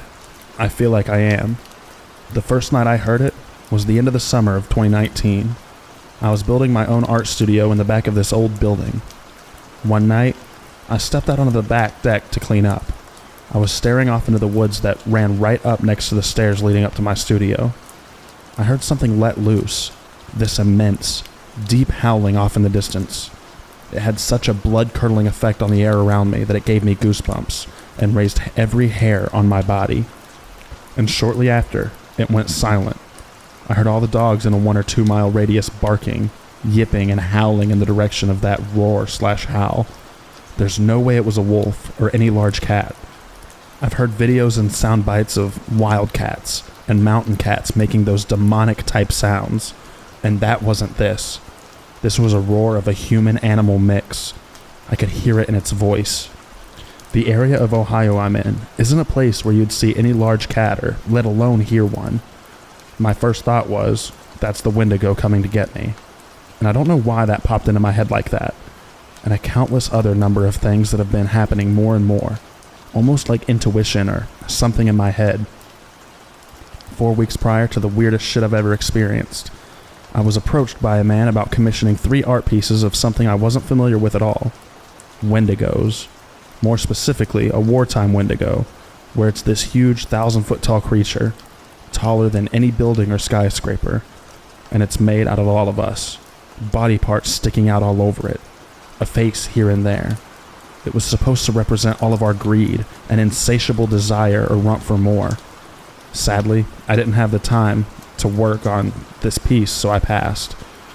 But it started reminding me of my own monster that's been following me my whole life. I made some drawings of a dream/night terror I had a week before this man approached me to turn us into the Wendigo. In my dream, it was a tall, emaciated creature with animal-like body features, legs and human-like arms crouching in my kitchen, like a dog would sit looking in my cabinets. "What the hell are you doing, dude?" I asked it. "Chill the fuck out. I'm looking for some chips or something. I'm starving," it replied. I sat up quickly and threw the blanket off of me because I didn't want to say that out loud. It turned to look at me, and the way it looked was indescribable. But I took in every detail I could. It had large black holes where the eyes were supposed to be, and just a jagged slit across the lower side of its face that represented a mouth. No lips. And thousands of rows of jagged teeth curled around its gums, with a long tongue sliding out between them. It let out a gurgled, squelching scream. Then all of a sudden, black, smoky tendrils shot out where its hair was supposed to be on its head, lingered for a second, and sucked back in towards its body. Then boom, it vanished. I made drawings of it as soon as I woke up, and was trying to put pieces together as to why it was in our kitchen. And the very hair on my body stood on end. Because I had an unanswered email still about commissioning some artwork based on it. Fast forward to June 2020. Coronavirus has taken over the world, and I'm sure that I've lost my mind. I forgot all about it. And I'm hanging out with a friend at 3 a.m. after months of not seeing or talking to anyone. We went out to White Castle for a quick bite. She walks out first and hits the bottom step. As I'm walking out and locking the door, I hear something breaking tree limbs, crashing through them. Not fast, but slow, and definitely noticeable, and it was coming up from high, and gradually getting louder as it neared us and as it got lower.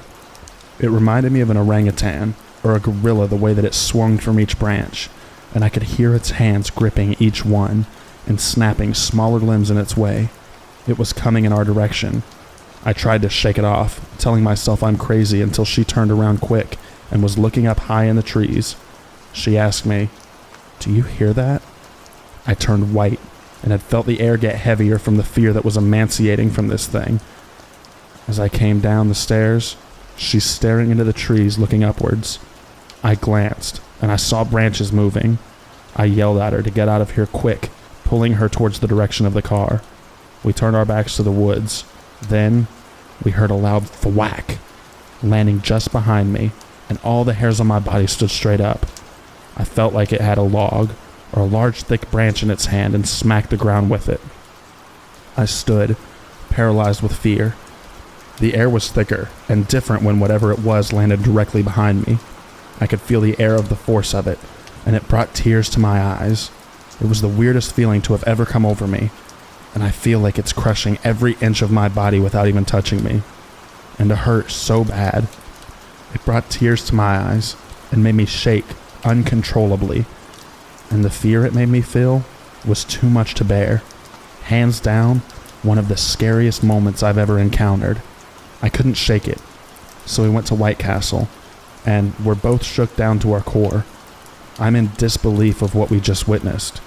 We came back and turned the brights on in her car and let them light up the woods for a good 20 minutes before we felt it was safe to go back inside. The only weapon that I had in sight was a golf club. She told me she saw it, high in the trees, and that it looked almost like an owl-like creature with weird features. But later on, she told me a story about when she was a teenager. She thought she was going to get taken off the back of a motorcycle by a huge owl swooping down towards her, and I told a friend about this a few months later and somehow remembered whatever these things are. They feed off of fear. I don't know where I remember this from, or why these thoughts randomly popped into my head. It's almost like something else is telling me. Since then, there's been a whole lot of weird shit that's been going on. I've put a lot of the pieces together in this story so far, and a few weeks later, something else happened at a friend's house one night we were playing music. It's something that has made me vow to never step foot in the woods anywhere ever again. I'll save that part of the story for another time. I just wanted some feedback on this story, as I've been talking to countless others about their experiences with the woods where they live, and I've read so many posts on here. Thank you all so much for sharing your stories. It's really helped me put this on here.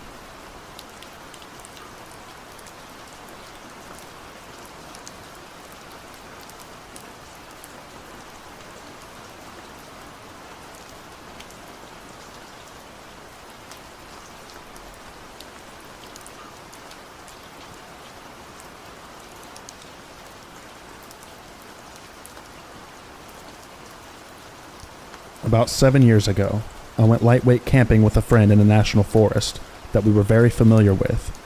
It was night, camp was set, and we were at a camp around the fire. Unexpectedly, it started raining, like Vietnam raining, which was very odd as the whole weekend there was no rain forecast at all. Anyway, we decided to pack up and head back to the truck with this roughly hour or so hike. The rain starts getting worse and fog started to settle. That was alarming to me because we were on a ridge and fog usually settles in the valleys, at least in my experience. So my friend and I are pretty creeped out by it. Now I know on the trail there is a very mild split where you can go back to the parking area or do a separate trail that goes on a few miles to an equestrian trail. I've been on both several times. Well, we mixed up in the inclement weather and took the latter. We hiked for 30 minutes or so and the rain stopped. It didn't slow or drizzle, just stopped. Hell, even the trail looked like there was hardly any rain on it. It was still very foggy. Both of us knew we weren't in the right spot and that something wasn't right. It was hair on the back of your neck standing up kind of fucked. We came down a hill and out of the thick fog, somehow, and before us was a dirt road. It had trees lining it, and it went on for as far as your flashlight reached. The temp had to have dropped about 20 degrees. It was fucking insane. And everything about this area, which I knew did not exist, filled me and my buddy full of dread. I can't even explain how absurd and unnatural this place was. The only feeling, for me, I can specifically nail down is that I did not belong there. So, instead of doing what you would normally see in a movie, investigating and then die, we decided to turn around and go home. Uneventful walk back, but when we left that area, it was back to rain, mud, and fog. I know for a fact this place we were at does not exist, not only from my memory of these trails, but I also got on Google Maps and investigated. Absolutely nothing like what we saw. So what in the world was it? Where were we and how do you explain it? I have no idea. I've been back to hike these trails, albeit in daylight, and I never saw the place again. This experience turned me onto the Missing 411. Very interesting books, movies, and YouTube videos about bizarre weather phenomenon mixed with a supernatural eventuality leading to missing persons. Well, that's my initial story. It gets even more weird. Last year, I started dreaming about this place and being there. I don't know, like a calling to it maybe? I called my buddy, who had moved away at the time, and told him I had to tell him something. He said, "Bro, I've been dreaming about that place too." I in no way hinted at what I was going to say. It was terrifying, and we decided we have to go back. He's moved back now, and we're planning another trip to camp off the trail close to where this place is, and we are going to investigate.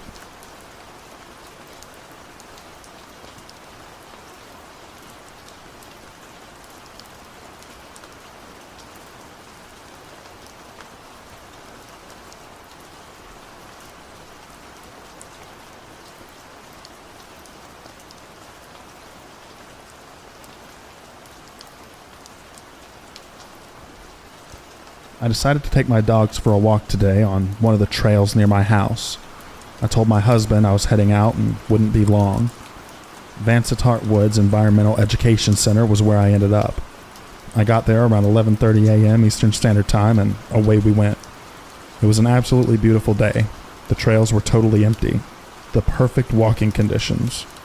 I had my 2 female Alaskan Malamutes with me. This is important later, I promise.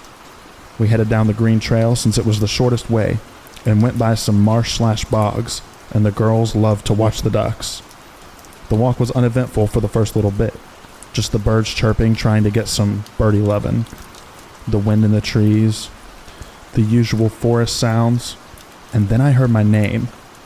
Weird, but it could be someone with a radio on a different trail.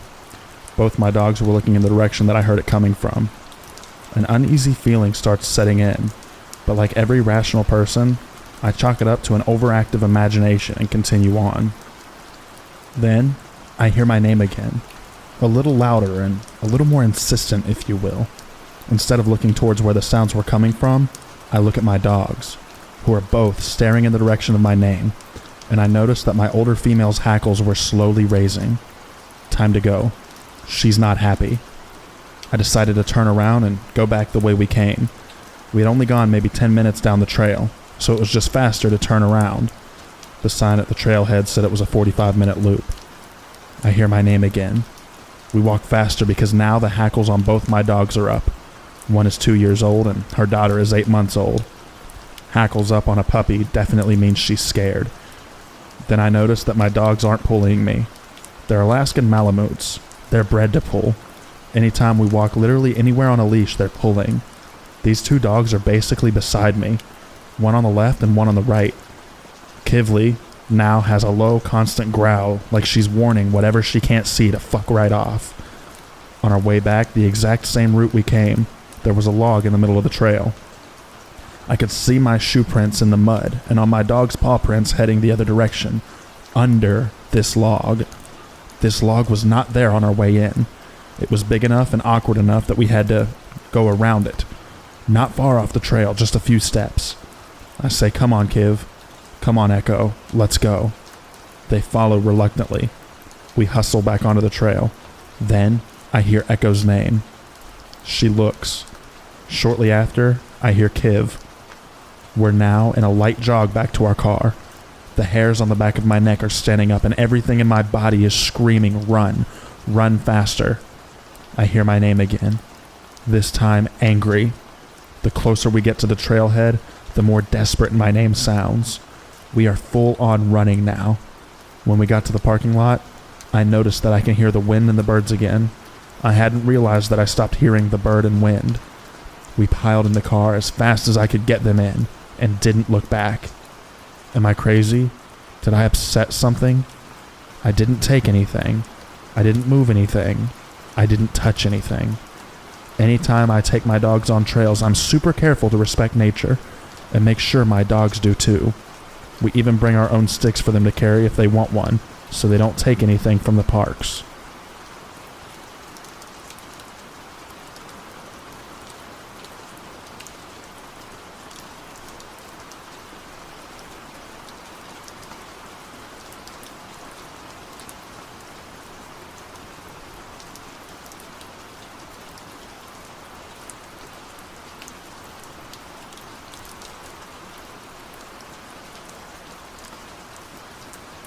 Hi all.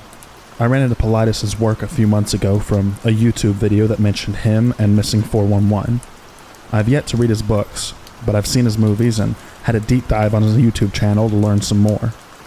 A common component from people's experiences seemed to be an inexplicable feeling of foreboding and or of being watched.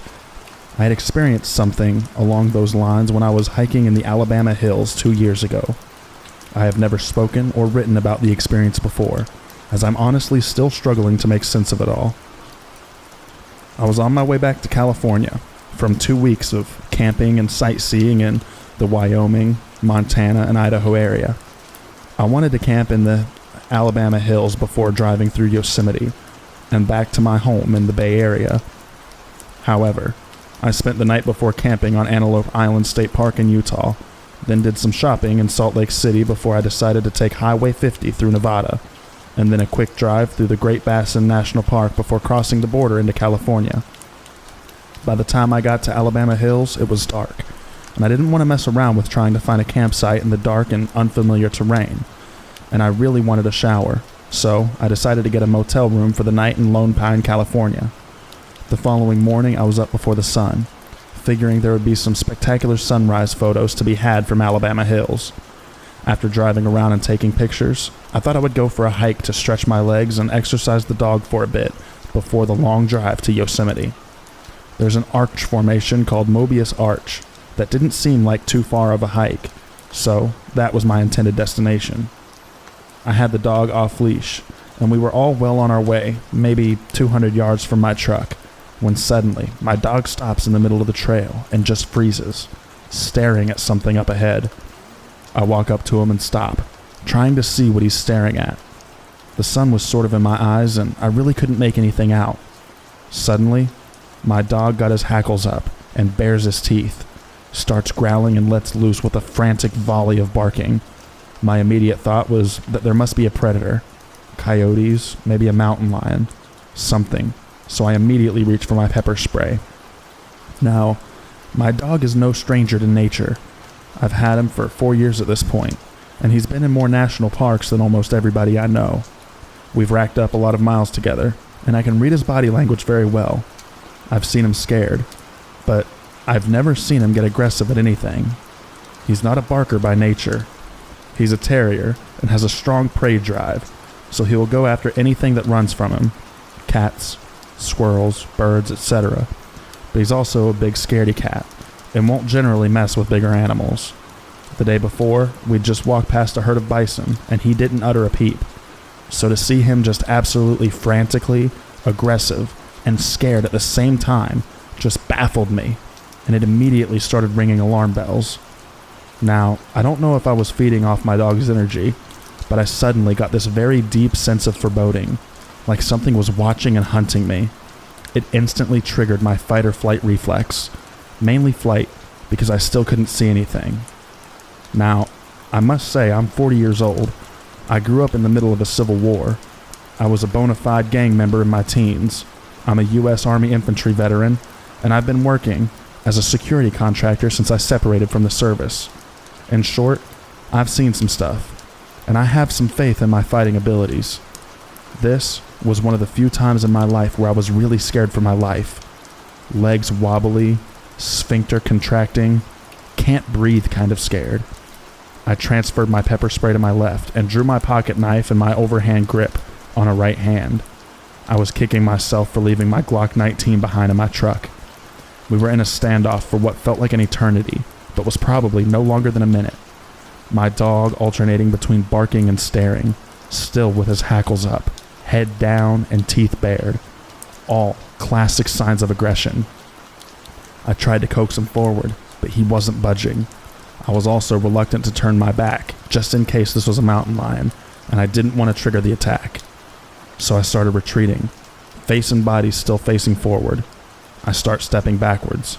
My dog also starts backing up right next to me, still growling, still with his hackles up. We backtrack maybe 20 yards from this rock formation when my dog suddenly bolts back to the truck. You know that old joke about two guys and a bear, and about just needing to run faster than the other guy? Well, I was that other guy, and the absurdly comical thought that passed through my head was, "You little shit, you just left me to get eaten." My dog was gone. I wasn't as fast as him. Injuries as an infantryman and arthritis had done a number on my knees, and I couldn't remember the last time I ran, but I ran after him, downhill, full on scared for my life, sprinting, and another absurd thought popped into my head. If I trip now and accidentally stab myself with my own knife, my mom is going to laugh at my funeral. Finally, the terrain opens up and I could see my truck, and my dog stopped and looked at me, no longer in an aggressive posture. So I come to a stop and turn around ready to fight whatever it was that was chasing me. Nothing. Not a damn thing. I've never told this story to anybody else because I know it makes me sound like a big pussy, but the fear was very real. Even just typing this up and recounting this, I'm getting the shivers and the tingling feeling, and I probably have an elevated blood pressure right now. I have never seen my dog act that way before either, so maybe I was just feeding off his energy, and his fear transferred to me. I don't know. I can't explain it, but that was one of the few times in my life when I felt like prey. I don't go unarmed in nature anymore. I do have a license to carry, but very often when I'm out there in nature, I don't bother to carry a firearm. Prior to this incident, I thought the biggest threat I would encounter were other people, so I usually only carried in urban situations. Not that there's no bad people in the wild, but I figured the odds were in my favor. Not anymore. But you best believe, the next time I go hiking out in that situation, I will definitely be armed to the teeth.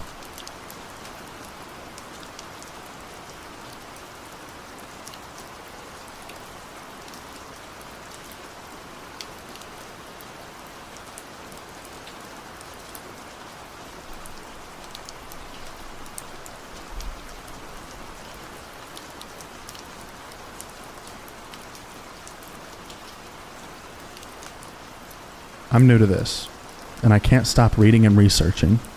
I would like to know if anyone here has experienced anything in Southern California, or if anyone knows of any weird happenings. I have some experiences. I don't think they're that weird, but still. I like to go hiking all the time, and most times I go by myself. Don't know if I can now after learning about missing 411. Anyways, before this, I never thought much about it. And I was never scared about any paranormal stuff. I mostly got scared or worried about actual human creeps. Most of my family, friends, and I worried about someone hurting me since I'm a female and petite. Luckily, nothing dangerous has happened to me. I've been reading and noticed the connection between boulders, granite, rocks, and water. I've always been drawn to these, walking to touch the water and jumping from rock to rock. I've only experienced weird feelings during 2 times. At Etowanda Falls and Icehouse Canyon. During Etowanda, I started hiking and far away from the heavily trafficked area. Once I was far, it started getting super quiet and dark. I remember looking down the water stream and seeing I could still keep going. One part of me wanted to keep going, but something told me to turn around and leave. I remember becoming aware of my surroundings after spotting a camouflaged frog. I was jumping around when I almost stepped on one. At this point, I became aware of my surroundings and started looking around, and that's when I noticed that they were everywhere. So, after this, I turned around and started walking fast towards getting close to other people. You know that feeling when you want to get away, but can't go any quicker? and your chest starts feeling heavier and heavier. I was so relieved and happy the moment I saw someone. I've been back there since and have not experienced anything weird anymore. The other time happened when I was hiking Ice House Canyon around Mount Baldy area in California. This happened during my second time hiking this trail. The first time I hiked the trail was during winter, and around that time, there were a lot of people, and I was able to follow, stay close, and stay safe. Also, the trail was more evident, and just kind of made more sense around that time. The second time was closer to summer, and the path was so different, and it was practically empty, aside from people at the entrance. I had a hard time following the trail at one point. I was sure I was no longer on the right path. Maybe I was. I don't know. I remember being surrounded by rocks and trees, having a good time, but at the same time a little worried. Then, the further I got away from the entrance and the more it became evident that there weren't people around, I started having a weird feeling. I should point out that these feelings never happen. Even when I have been in more isolated trails, I tend to feel happy and at peace, and I'm usually singing. Anyways, I remember thinking that something didn't feel quite right, and I should turn around, which I did. I almost didn't though, since my goal is always to make it to the end. When I got to my car and got services, I had messages from my boyfriend. He was upset because he had been trying to get a hold of me, and he was starting to get worried. There was a big gap of time between when I started and when I got back to my car. I was gone for over 4 hours, when in reality, what I hiked should have only been an hour. At tops, too. I have a couple of photos and videos from those days that I can share. I would also like to say that I have experienced a lot of other weird and paranormal stuff outside of forests and national parks. Actually, a lot of my family and I have. From seeing things and hearing people call my name. But don't think they belong here.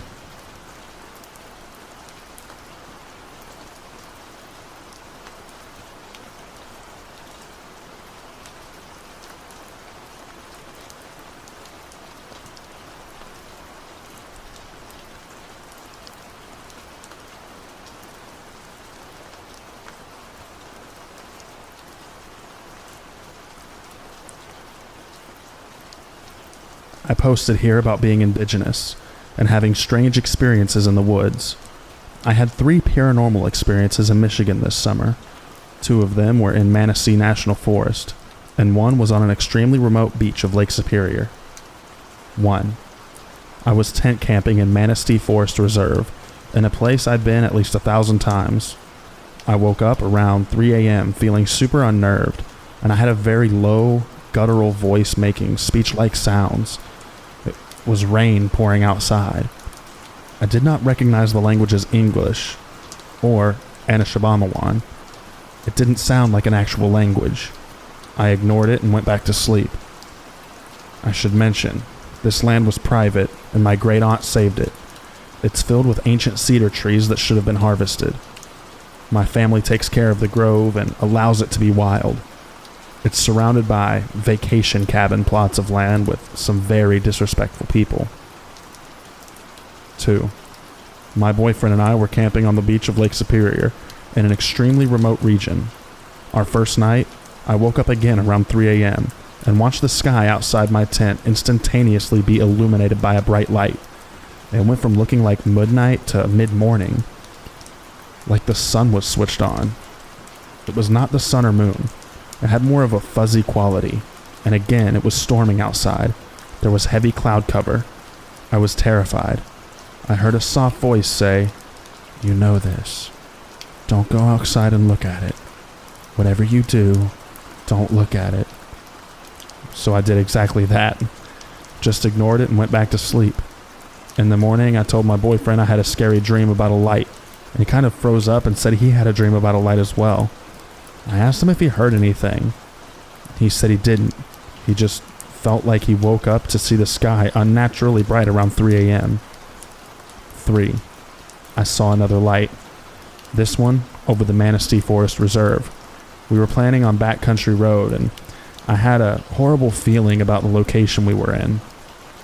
I told her I didn't want to stay in that location because if it rained, my car would get stuck. I drive a little hybrid through all these adventures. She agreed, and we left and went to a campground. As soon as we pulled out of the logging roads, I saw a light in the sky. It was about twice as close as an airplane, and twice as bright. The color looked like orange fire with a small black dot in the middle. My friend is indigenous as well, and I pointed it out to her and was like, "What the fuck is that?" She looked horrified by it, but tried convincing me it was a bush plane or crop duster. This was 10 p.m. on September 11th. I felt uncomfortable talking about it anymore, so we just dropped it and didn't mention it again. I will 100% return to these places, and none of this has scared me from the woods. I was always taught to respect the land, and if something strange happens, to ignore it and continue to be respectful. I honestly feel like since I've done all the right things, myself, my friends, and my family will all be okay. I feel very confident of this.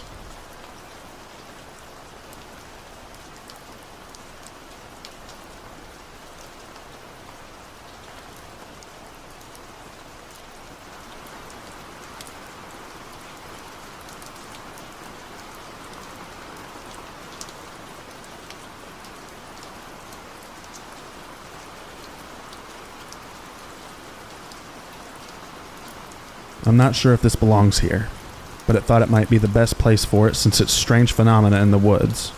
This happened a while ago, but it just occurred to me that I should post about it. I'm not entirely certain about people mysteriously going missing here, but I do know that there are some other strange rumors. About a year and a half ago, I was hiking/mushroom foraging with some friends. We were going off trail to see if we could find anything good. Just a bit off trail with a dense evergreen canopy above us, I noticed there was a perfectly circular area in the ground, around 5 feet in diameter, that was entirely cleared of pine needles, and all of the ground around it was thickly covered. I showed it to my friends.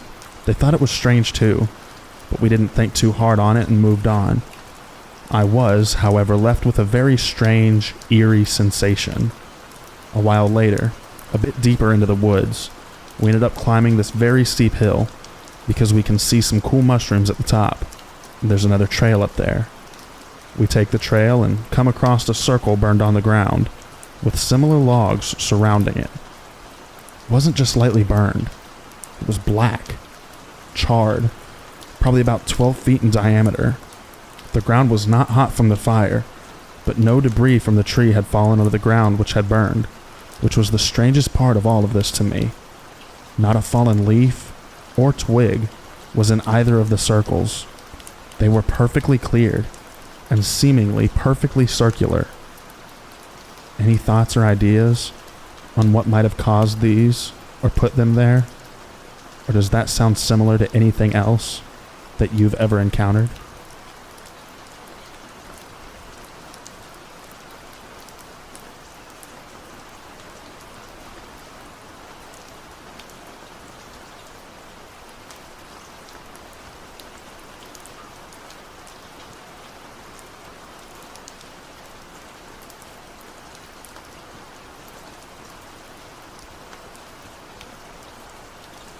I used to spend a lot of my summers as a kid down at this caravan park.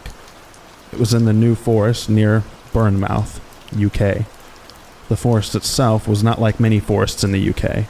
It felt very American. That's the only way I can describe it. As a kid, I used to think dinosaurs could have lived there because of the ferns and how the place looks.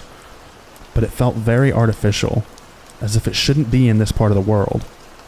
The entire forest has an eerie vibe to it, even though it's kind of inviting. Everyone, even my parents, said the place had an odd feeling about it. Anyway, to add more strangeness, the caravan park was down the road from this military testing base.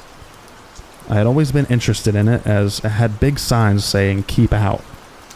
One night, me and a couple of my friends could hear this music playing from what seemed to be the military base. But it wasn't like normal music.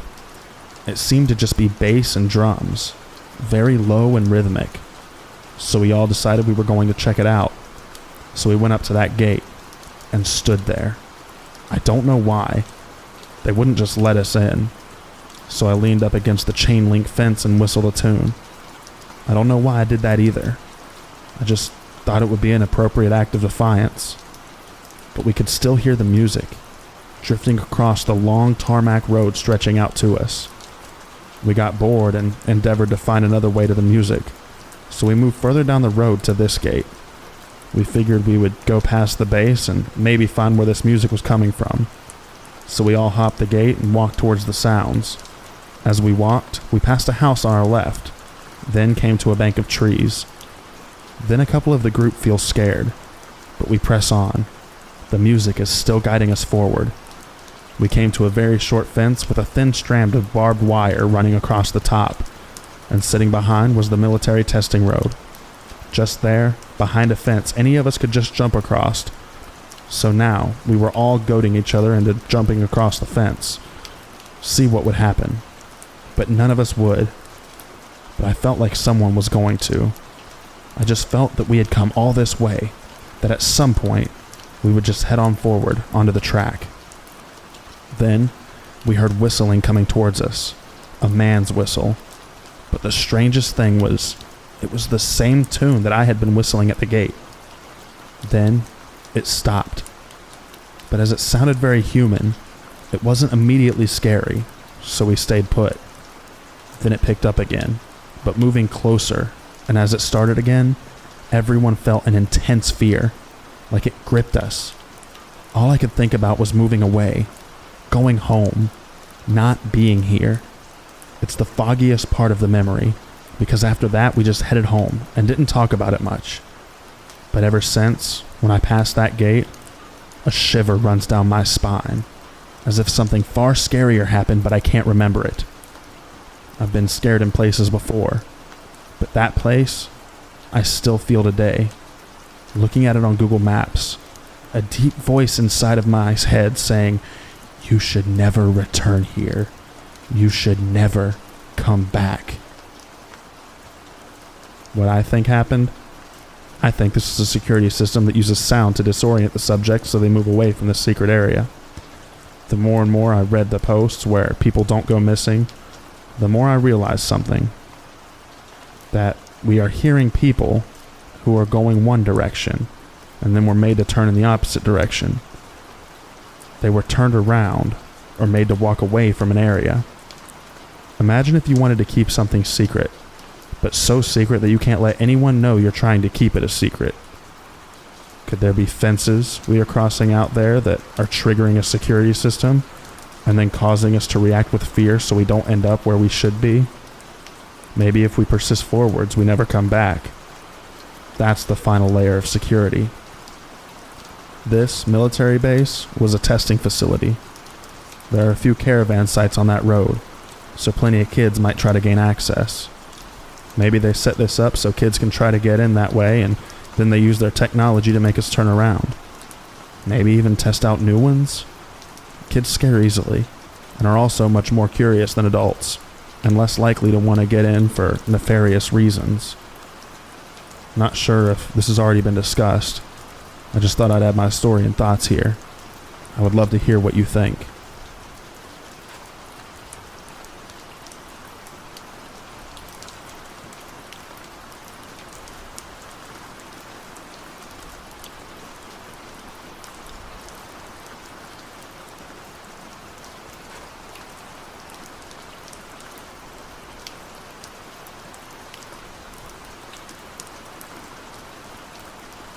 This happened around 6 years ago.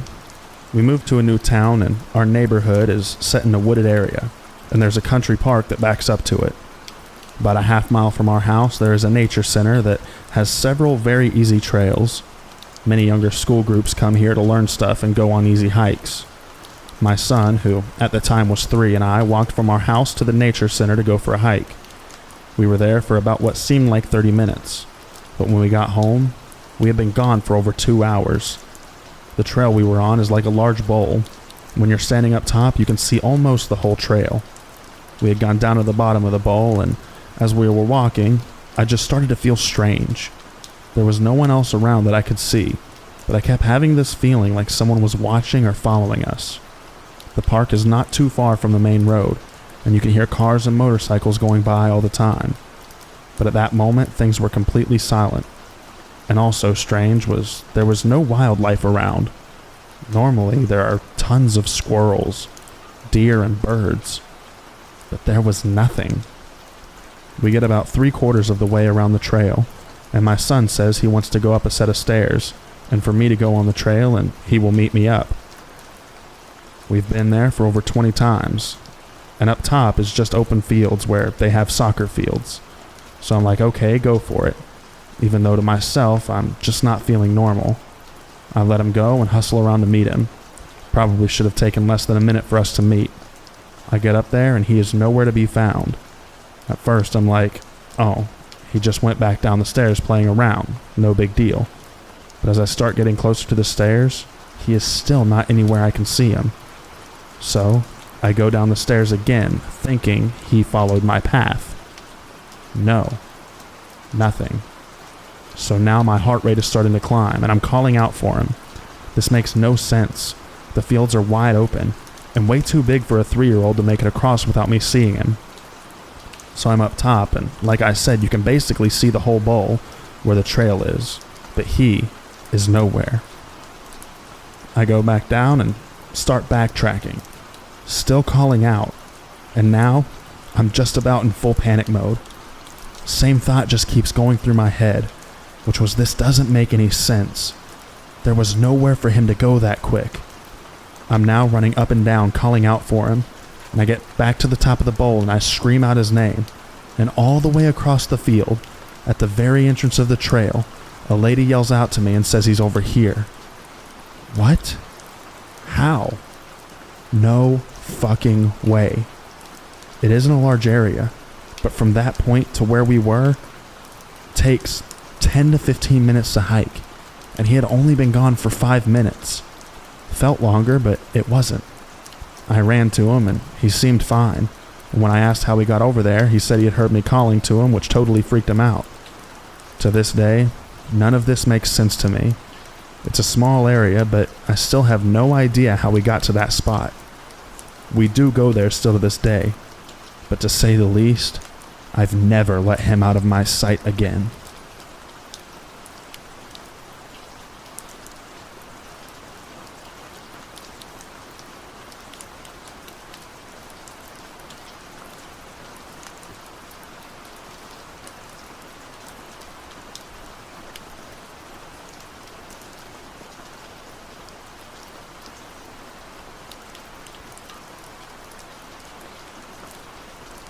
New to this subreddit, but not new to Missing 411. I've been a fan since hearing David Politis on a podcast years ago and going down this whole rabbit hole. It's a passive but fun hobby and interest. Reading these accounts and trying to have some fun with an open mind and venturing into the mysteries and unknowns of life and the universe, I would like to share some of my experiences with the Missing 411 phenomenon. I grew up in the rural mid-Atlantic area, but not far outside of Baltimore, Maryland. Our house and our neighbors stood on a hill, both built in the early 19th century, but added much later to the county tax records. We were the 2-tenant houses for an old plantation. Across the street was cornfield and a rolling valley. The original plantation house was on the other side of the cornfield. Behind us was the woods. A small patch of maybe 10 to 15 acres, surrounded by farming fields and rolling hills. There were 2 neighbors who told me stories of the wild men and the forest folks. The wild men were somewhat like us in description, bipedal mammals. They traveled through heavy fog days, larger than us, covered in hair, and had a distinct horrible odor and unnatural sounding howl. The fog and the odor were their 2 giveaways. They were dangerous, but also very scared of us, the way a black bear might be. None of those in the area, I say a fox being the largest wild predator, and could run away from us with loud stomping big feet. Although the wild men were never referred to as a Bigfoot. The forest folk were always talked about by another neighbor who was a sweet old lady and gardener. She spent more time outside enjoying the nature than anyone I've ever known. Her yard was a wonderland of flowers and trellises and gardens. The forest folk were the spirits of the woods, she would tell me. She was a devout Christian woman, but she left offerings out for their forest folks. She would show me what and where she would leave them so I wouldn't disturb them. They were a way of life for her, and were mostly invisible. But if they wanted to, They could appear to us as animals, and sometimes they would just show us their shape in their woods. Kind of like the predator. If you ever saw the forest folk as an animal, you were in their good graces. If you saw the shape moving through the woods, it was time to leave. She told me it was all right to run straight home, and most likely I would, because there would be an overwhelming sense of fear to run far and fast. My whole life growing up, the woods were my playground. There was a natural spring that fed a creek. There were fairy rings and mushrooms and hills and rocks, but nothing high or dangerous. Just a small hill and valley of open woods. The first time I remember seeing the forest folk, for lack of a better term, was when I was young, around 8 years old. It was a human shape running through the woods at the top of the hill, madly fast but obviously bipedal. Its frantic running, the sudden sounds of leaves and tree branches crunching and moving was terrifying. It wasn't running towards me, more like side to side, about 100 feet away. It hit the edge of the woods where the cornfield was, and the corn stalks got pushed aside as it disappeared from my vision. Then, I ran. It happened so fast, and I was so frozen with shock, I simply couldn't move during the event. But the terror, the emotion was intense, and the first time my backyard playground scared me. Then, the dreams started. I would have regular dreams where the shape was at the edge of the woods near our house. It would then solidify into either a human or an animal. Sometimes there were groups of them, sometimes just one. They would guide me into the woods in my dreams, but they were pleasant and friendly. These were not nightmares, quite the opposite. When there were foggy mornings, my whole family would sometimes hear horrible howls from the woods. We all heard them. The dog would get very attentive and stand guard in the back porch during these episodes. They were not foxes. We knew that sound. They were more of a bellow. Talking to my younger sister a few days ago about them, and she was like, I totally forgot about those. Like, I want to forget them. They unsettled us every time, and nothing like being told to go out in the fog and wait for the bus in the morning like that. The farm kids on the bus always thought our woods was haunted because we would get fog and they wouldn't a couple miles away. Over the years growing up, I would always venture into the woods until my parents sold the house and moved after high school. There were times when I would get so scared as to be overwhelming, and the older I got, the more curious I became. I went from running out of the woods in a panic to slowly walking home with a sharp eye, calling out to the woods to show itself. Sometimes I would see the shape with the fear and book it. Sometimes I wouldn't see anything, which generally was honestly worse, and the fear would always disappear as soon as I crossed the tree line. The last day before we moved, I stood at the tree line and said goodbye. Why not? I was raised by neighbors to talk to the woods and respect it, and I enjoyed the hell out of them growing up, but I knew to listen to the delays when it had other business. Saying goodbye, I saw a rabbit sprint to the wood edge and sit and stare at me. I thanked the rabbit and looked up and saw a few of the shapes about 30 feet in, the last time I ever saw them, and I never felt an ounce of fear there.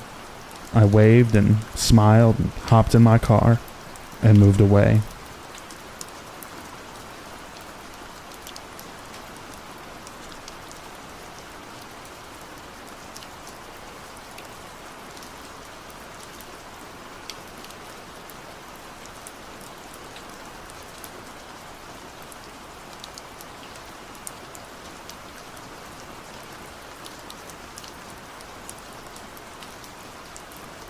Back in 2007, I was taking a walk with my boyfriend down to my neighborhood park. I can't remember exactly how late in the evening it was, but it was dark out, probably around 8 or 9 p.m. The park is at the end of a cul-de-sac and it backs up into a small wooded area and creek. As we were getting closer to the park, we started to hear very unusual and loud sounds that were like a snarling, screeching ape. We figured it was a fox or coyote or something, and continued towards the swing set area at the park.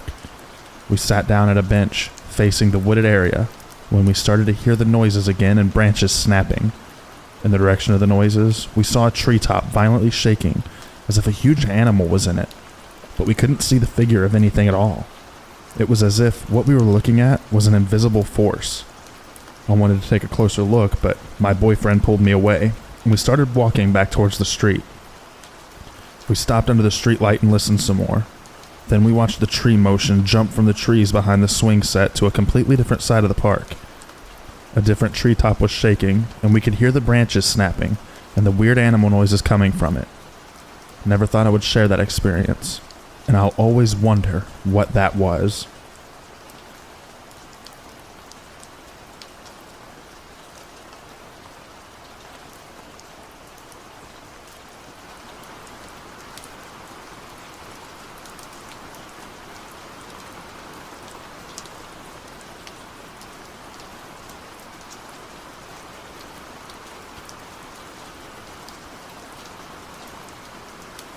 Hello everybody.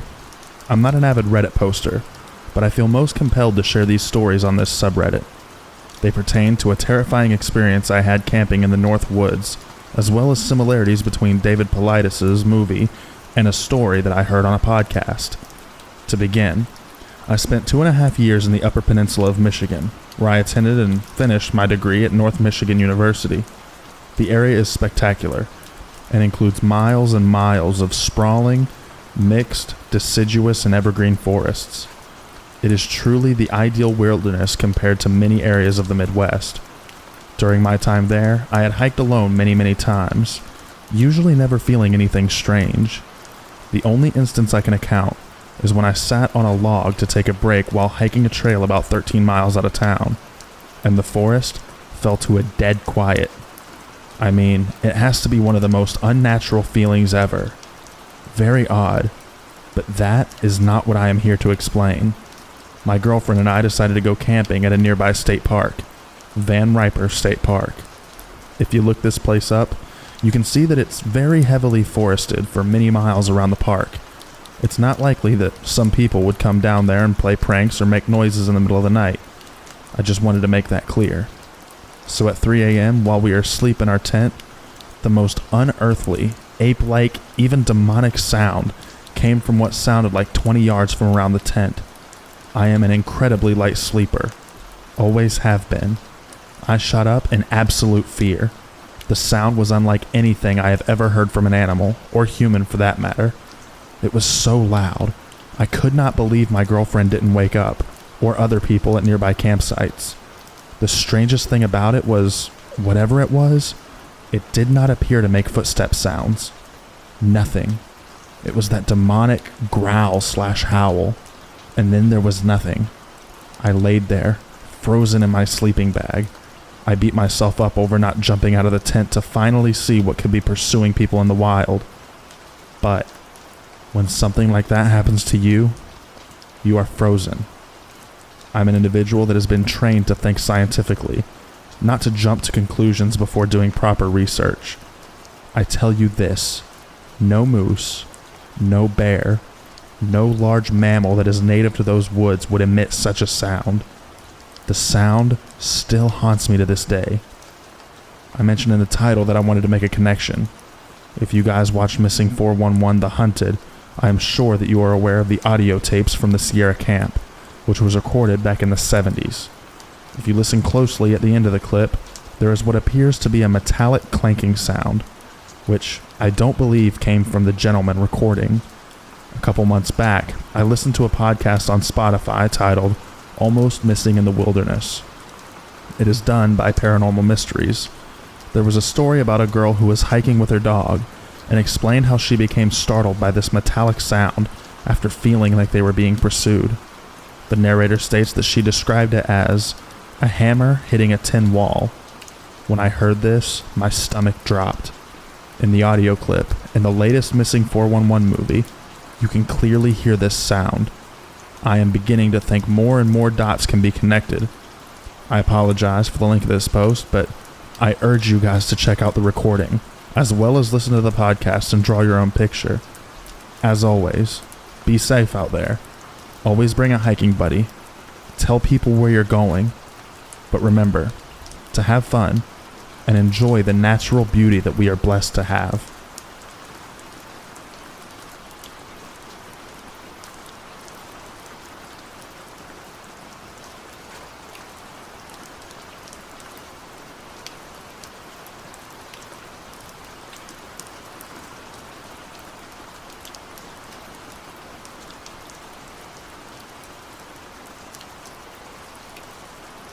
My name is Luke, and I am now 20 years old.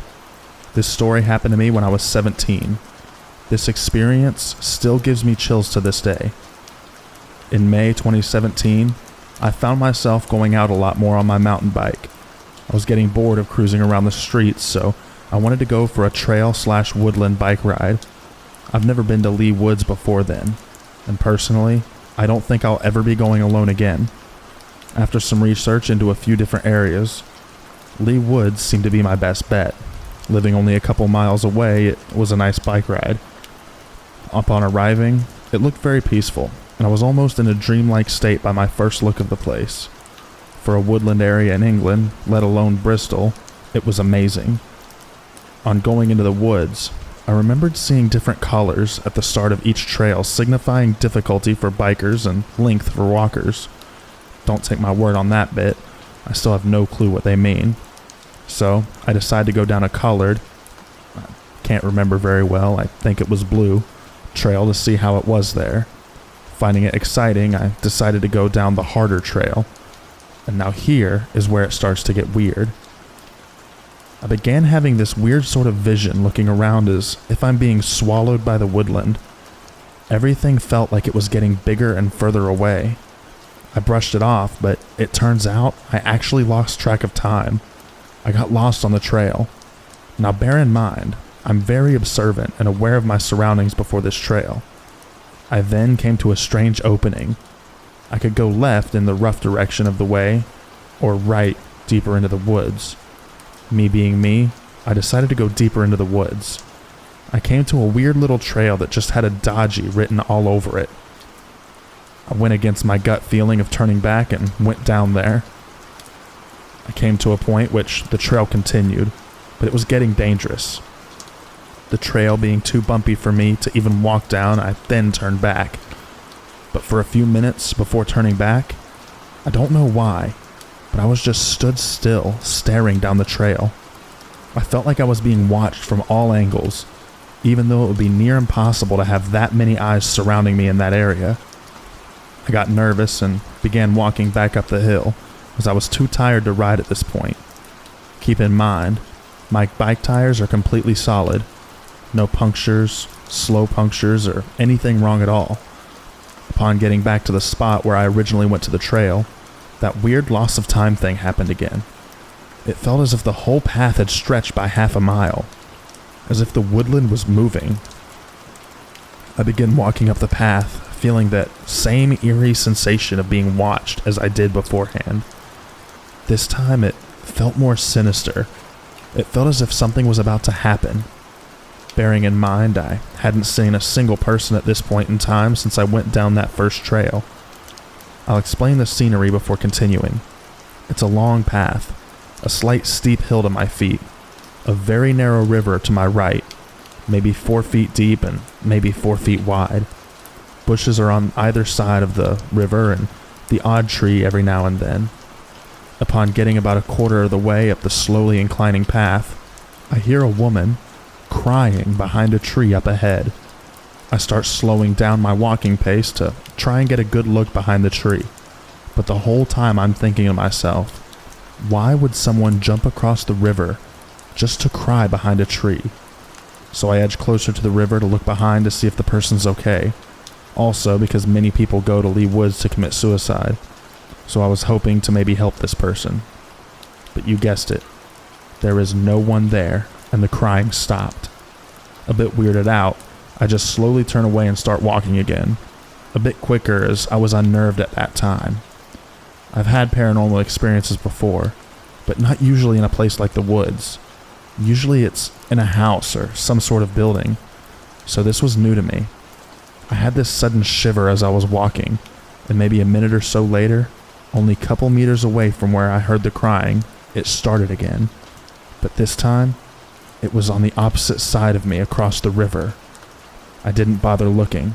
I started to go into a bit of a jog, and as I got faster, I heard the bushes rustling as if they or it was following me. Upon hearing this, I sped up, and the crying became more and more hysterical. Bear in mind, my bike was fine before this moment in time. I've thought to myself, fuck this, I'm gone. I've went to hop on my bike with the adrenaline that was rushing through me, and I came to almost a sudden stop. My back tire on my bike had become completely flat, so I had no other choice but to sprint with my bike and pray for the best that I don't trip up or end up having to throw it to run faster. With the crying person still close to me and keeping up, I'm running faster and faster, praying I just get off this path that I was on. I had that feeling that I wanted to cry because I couldn't actually do anything to help the situation or get out of it faster.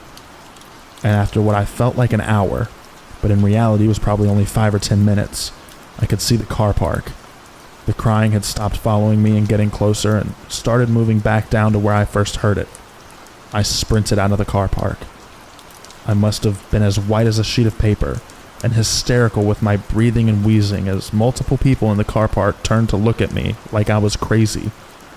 I saw the exit sign out of the car park and ran towards it, and while doing so, I noticed my bike to be moving a lot smoother on approaching the car park exit. I couldn't believe that my bike tire had suddenly regained all its air. It was solid again, as it was before the unnerving crying person shenanigans. I jumped on my bike and got away from Lee Woods as fast as I could, and have never gone back since, as every person I tell this story to becomes reluctant to go there with me or any extra people. The thing that makes this scary is that I have Irish heritage. In Irish folklore, there is a demon woman called the Banshee. She's seen in the woodlands next to rivers and lakes, washing blood off of clothes.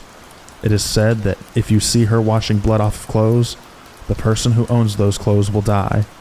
Alternatively, if you hear her crying, it means death.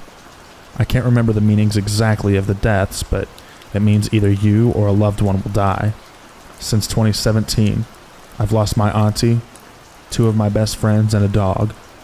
Lee Woods is no joke. There are many stories that have come out of there too. You can read online about them. Search up Lee Woods Bristol Haunting. It is rated the 87th most haunted place in the UK according to Higgypop. It's a popular spot for Bristol suicides, or it was at least. Even the ghost of Isambard Kingdom, Bruno, has been spotted there, looking over the suspension bridge in which he designed. I may submit more stories soon, as I have a couple more stories of experiences that I've had over the years.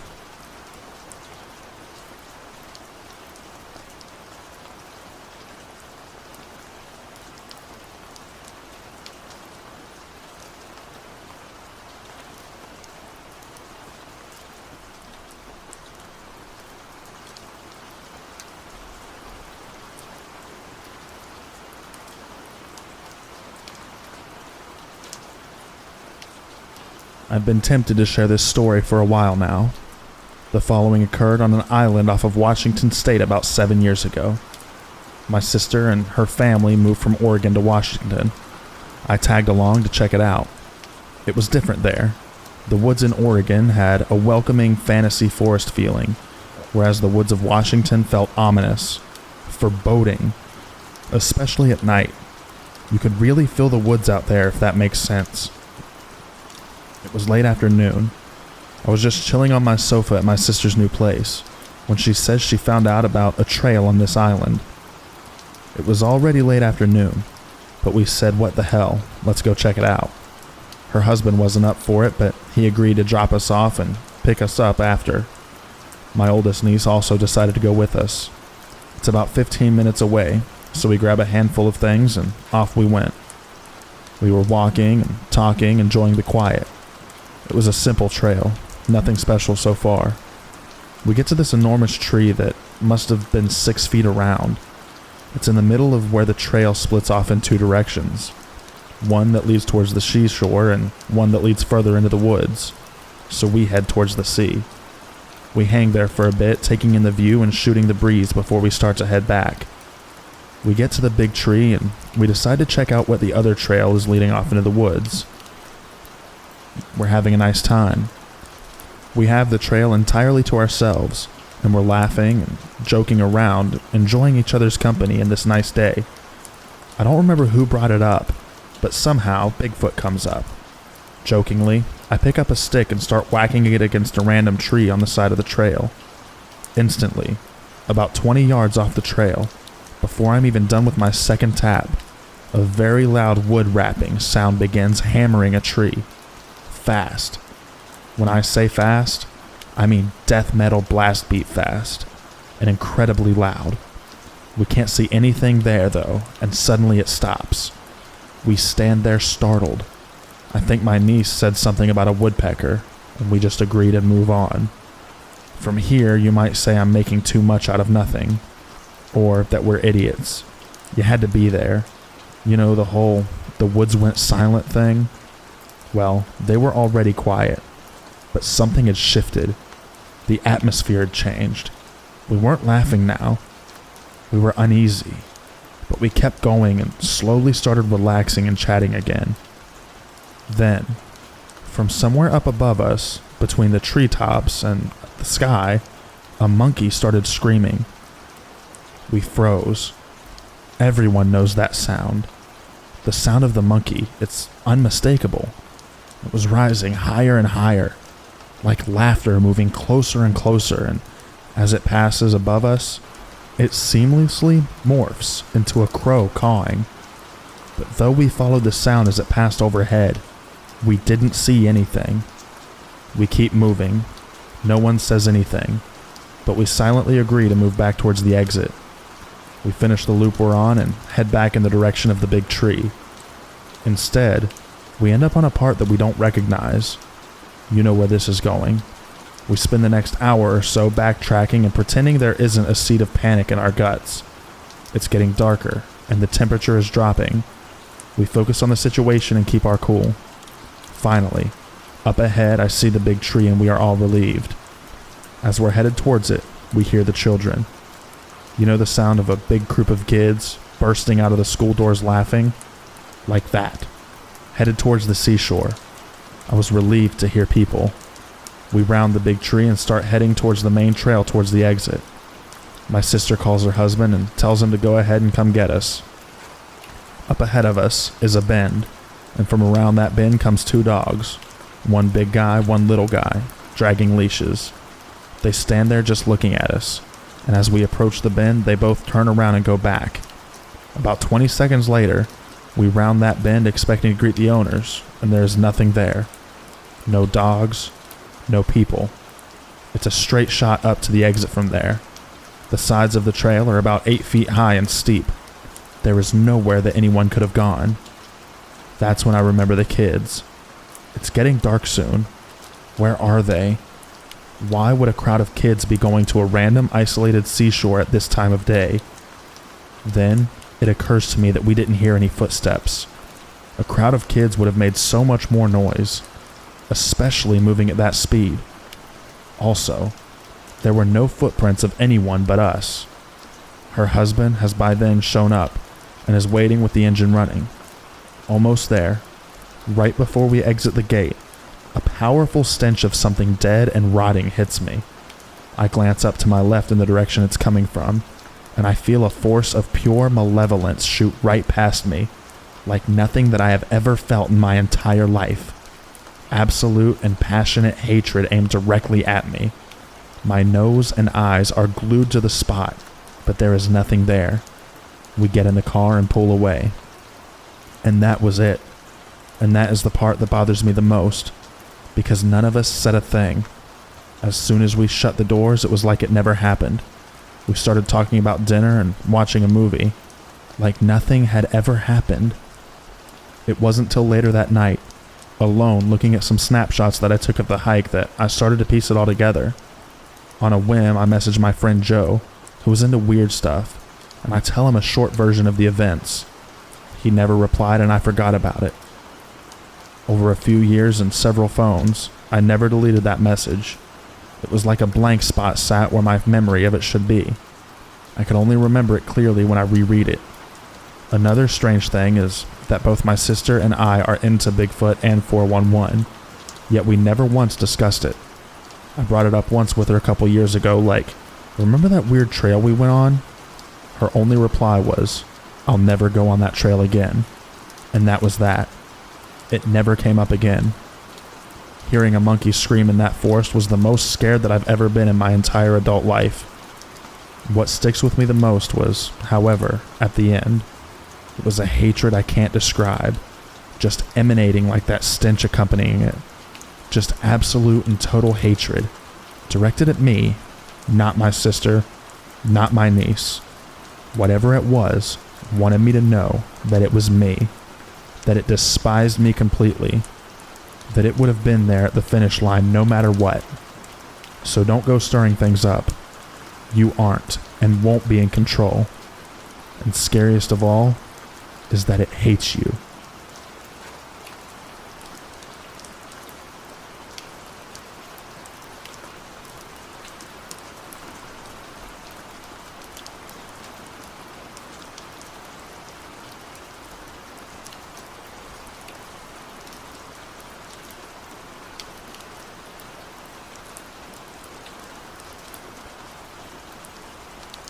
I have experienced something this week, truly phenomenal, that I cannot explain. Something so earth-shattering and reality-breaking that I am still in shock. Adrenaline is still pumping through my system, even now writing this 4 days later. Last Monday, August 17th, I went camping alone in Uwari National Forest. My goal was to de-stress and simply enjoy nature. I brought along a knife, some MREs, which are packs of freeze-dried food essentially, a tarp, and rope to construct a shelter. I arrive at the campground around 2. I begin my hike. It is deathly quiet. The only wildlife I encounter are 2 deer at the beginning of the trail. They squeal and run away. As I'm hiking, I notice a large amount of quartz deposits strewn about, enough to raise an eyebrow. I reach a valley clearing about a mile in and in between 2 streams. I constructed my shelter in the center. Old campfires littered about told me this place must be a good place to camp. After finishing my tarp tent, I began to walk around and explore the area. I hear thunder and decide to head back to my shelter. Here is where things start to get strange. I'm getting goosebumps thinking about it still. I lay on my stomach in the tent. As the storm rolls in, I feel a strange pressure change. Low brace frequency and temperature drop. Not that odd considering I'm in a valley. As it approaches, however, I feel a sensation that I have never felt before. I can feel the storm above me in a way that I can't fully describe. The best I can do to detail this feeling is that my consciousness was aware and expanded enough to feel this mass above me. I'm thinking, this is very weird, but don't entertain any thoughts of this possibly being paranormal. That is until I hear the first sound. I hear a loud whoop. I'd guess probably a quarter mile away. My hairs stand up all over, and then it begins to pour rain, very hard. At this point, I have no earthly idea what could have made that sound, other than a very large animal that I'm unfamiliar with. Time passes. I'm still laying in my tent. Not quite dark, but it's raining, so I have nothing to do but scan the trees and listen. That's when I see the light. A very small, what looked like a coin reflected in the sun. Only there was no sun, and it was moving. It blinked on, then off quickly, and reappeared a few feet to the side, and then off again. I never saw it again. Not soon after, I began to hear what, in my mind, were bipedal footsteps. They didn't seem like they came from a large animal, but I never saw what made them. They begin in the exact same spot I witnessed the light a few moments prior. I'm staring intently at this spot, frozen in fear, clutching my knife, unable to move. It's silent until dusk. It's still raining. And then I hear the second whoop, much closer and much louder, on the other side of my shelter. Whatever made this noise was maybe 50 feet away. Night falls and adrenaline is pumping through me. I lay on my back. It's so dark it did not matter if my eyes were open or closed. There was no noise for a few hours, and I began to relax slightly. That is, until I heard the babbling. I sat up in between 2 streams, so my rational brain was making me think it was just the water. However, it was not. If I had allowed myself to believe that I was actually hearing some sort of inhuman speech that far into the woods all alone, I would have panicked, or blacked out with fear perhaps. I hear this intermittently throughout the night in two places. It's soft as if they're whispering to each other about me, not wanting to wake me up. I lose consciousness at some point, but I awaken to something being thrown at my tent. A small rock. Nothing more of note happens that I'm aware of until morning, when I get the hell out of there. I arrive home and immediately begin researching what could have possibly been making those noises. I look at deer, mountain lions, bears, even raccoons and squirrel noises. Nothing comes close. That is, until I decide to entertain the Sasquatch theory. And then I found it. What I came across was the Sierra Sounds. It is exactly the same. I cannot tell you how frightened I was when I heard the video. It is the exact noise. I can't even begin to process this, even still. I'm shaking typing all of this out for you. The murmuring. That's the worst part. They were talking to each other. Please let me know what your thoughts are, or if you know anybody who has had similar experiences. Let me assure you that everything I have written is the truth, and I feel completely healthy. I know what I heard.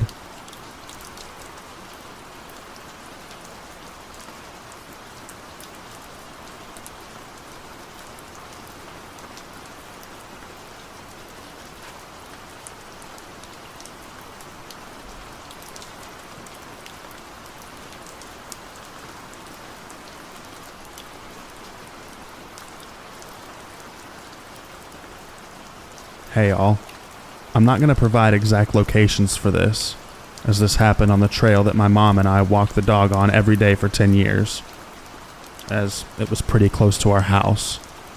I live in a rural part of the PNW, and so there were a lot of trails just outside of town that bordered on a lot of forest. This was one of those, but it was probably the biggest trail in my town. It was actually an access road to some stuff. So it was like 10 feet wide and gravel. At the time, I briefly went missing. I was about 10 years old and had been walking that trail every day for 3 to 4 years. My mom was with me, as was our dog. I'd been warned not to go off the trail, and normally I wouldn't have, but there was a small sub-trail that had a rope swing over a creek. I loved to play there as a kid, and that day I crossed the creek to hang out on the other side while my mom talked to a friend that she'd ran into. I was within sight of my mom. It was a clear view across the creek, when all of a sudden it was like things swirled. My surroundings were completely unfamiliar, and there were plants that shouldn't have been there. The wrong kind of trees with the leaves at slightly the wrong point for the season. Of course, I know what to do if I get lost. I hugged a tree and shouted for Mom. I was probably 300 yards away at most, probably under 100 yards. She should have heard me, but she didn't. I wasn't there for very long before our dog came and got me. He wasn't a very smart dog. With all love, saying he was as dumb as a box of rocks would have been an insult to rocks. He also didn't like me nearly as much as he liked my mom. He was a total mama's boy, and he normally would have stayed near her. But he calmly walked up to me, nuzzled my hand so it was on his head, and walked me back out the creek where I could see my mom. I thought I'd only been gone for 15 minutes or so. Apparently, it was over an hour, and multiple people were looking for me, including walking directly on the path that I had never left.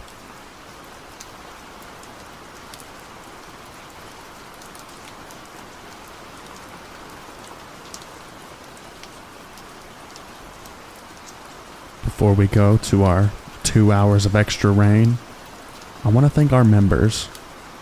So special shout out to Paul Reese, Fia Mash K0101, Honey Pond, Bitchy Betty, Down Below, Diane Genius, and Interscare Wifey.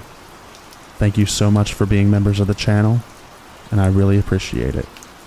If you haven't done so yet, make sure that you join the membership.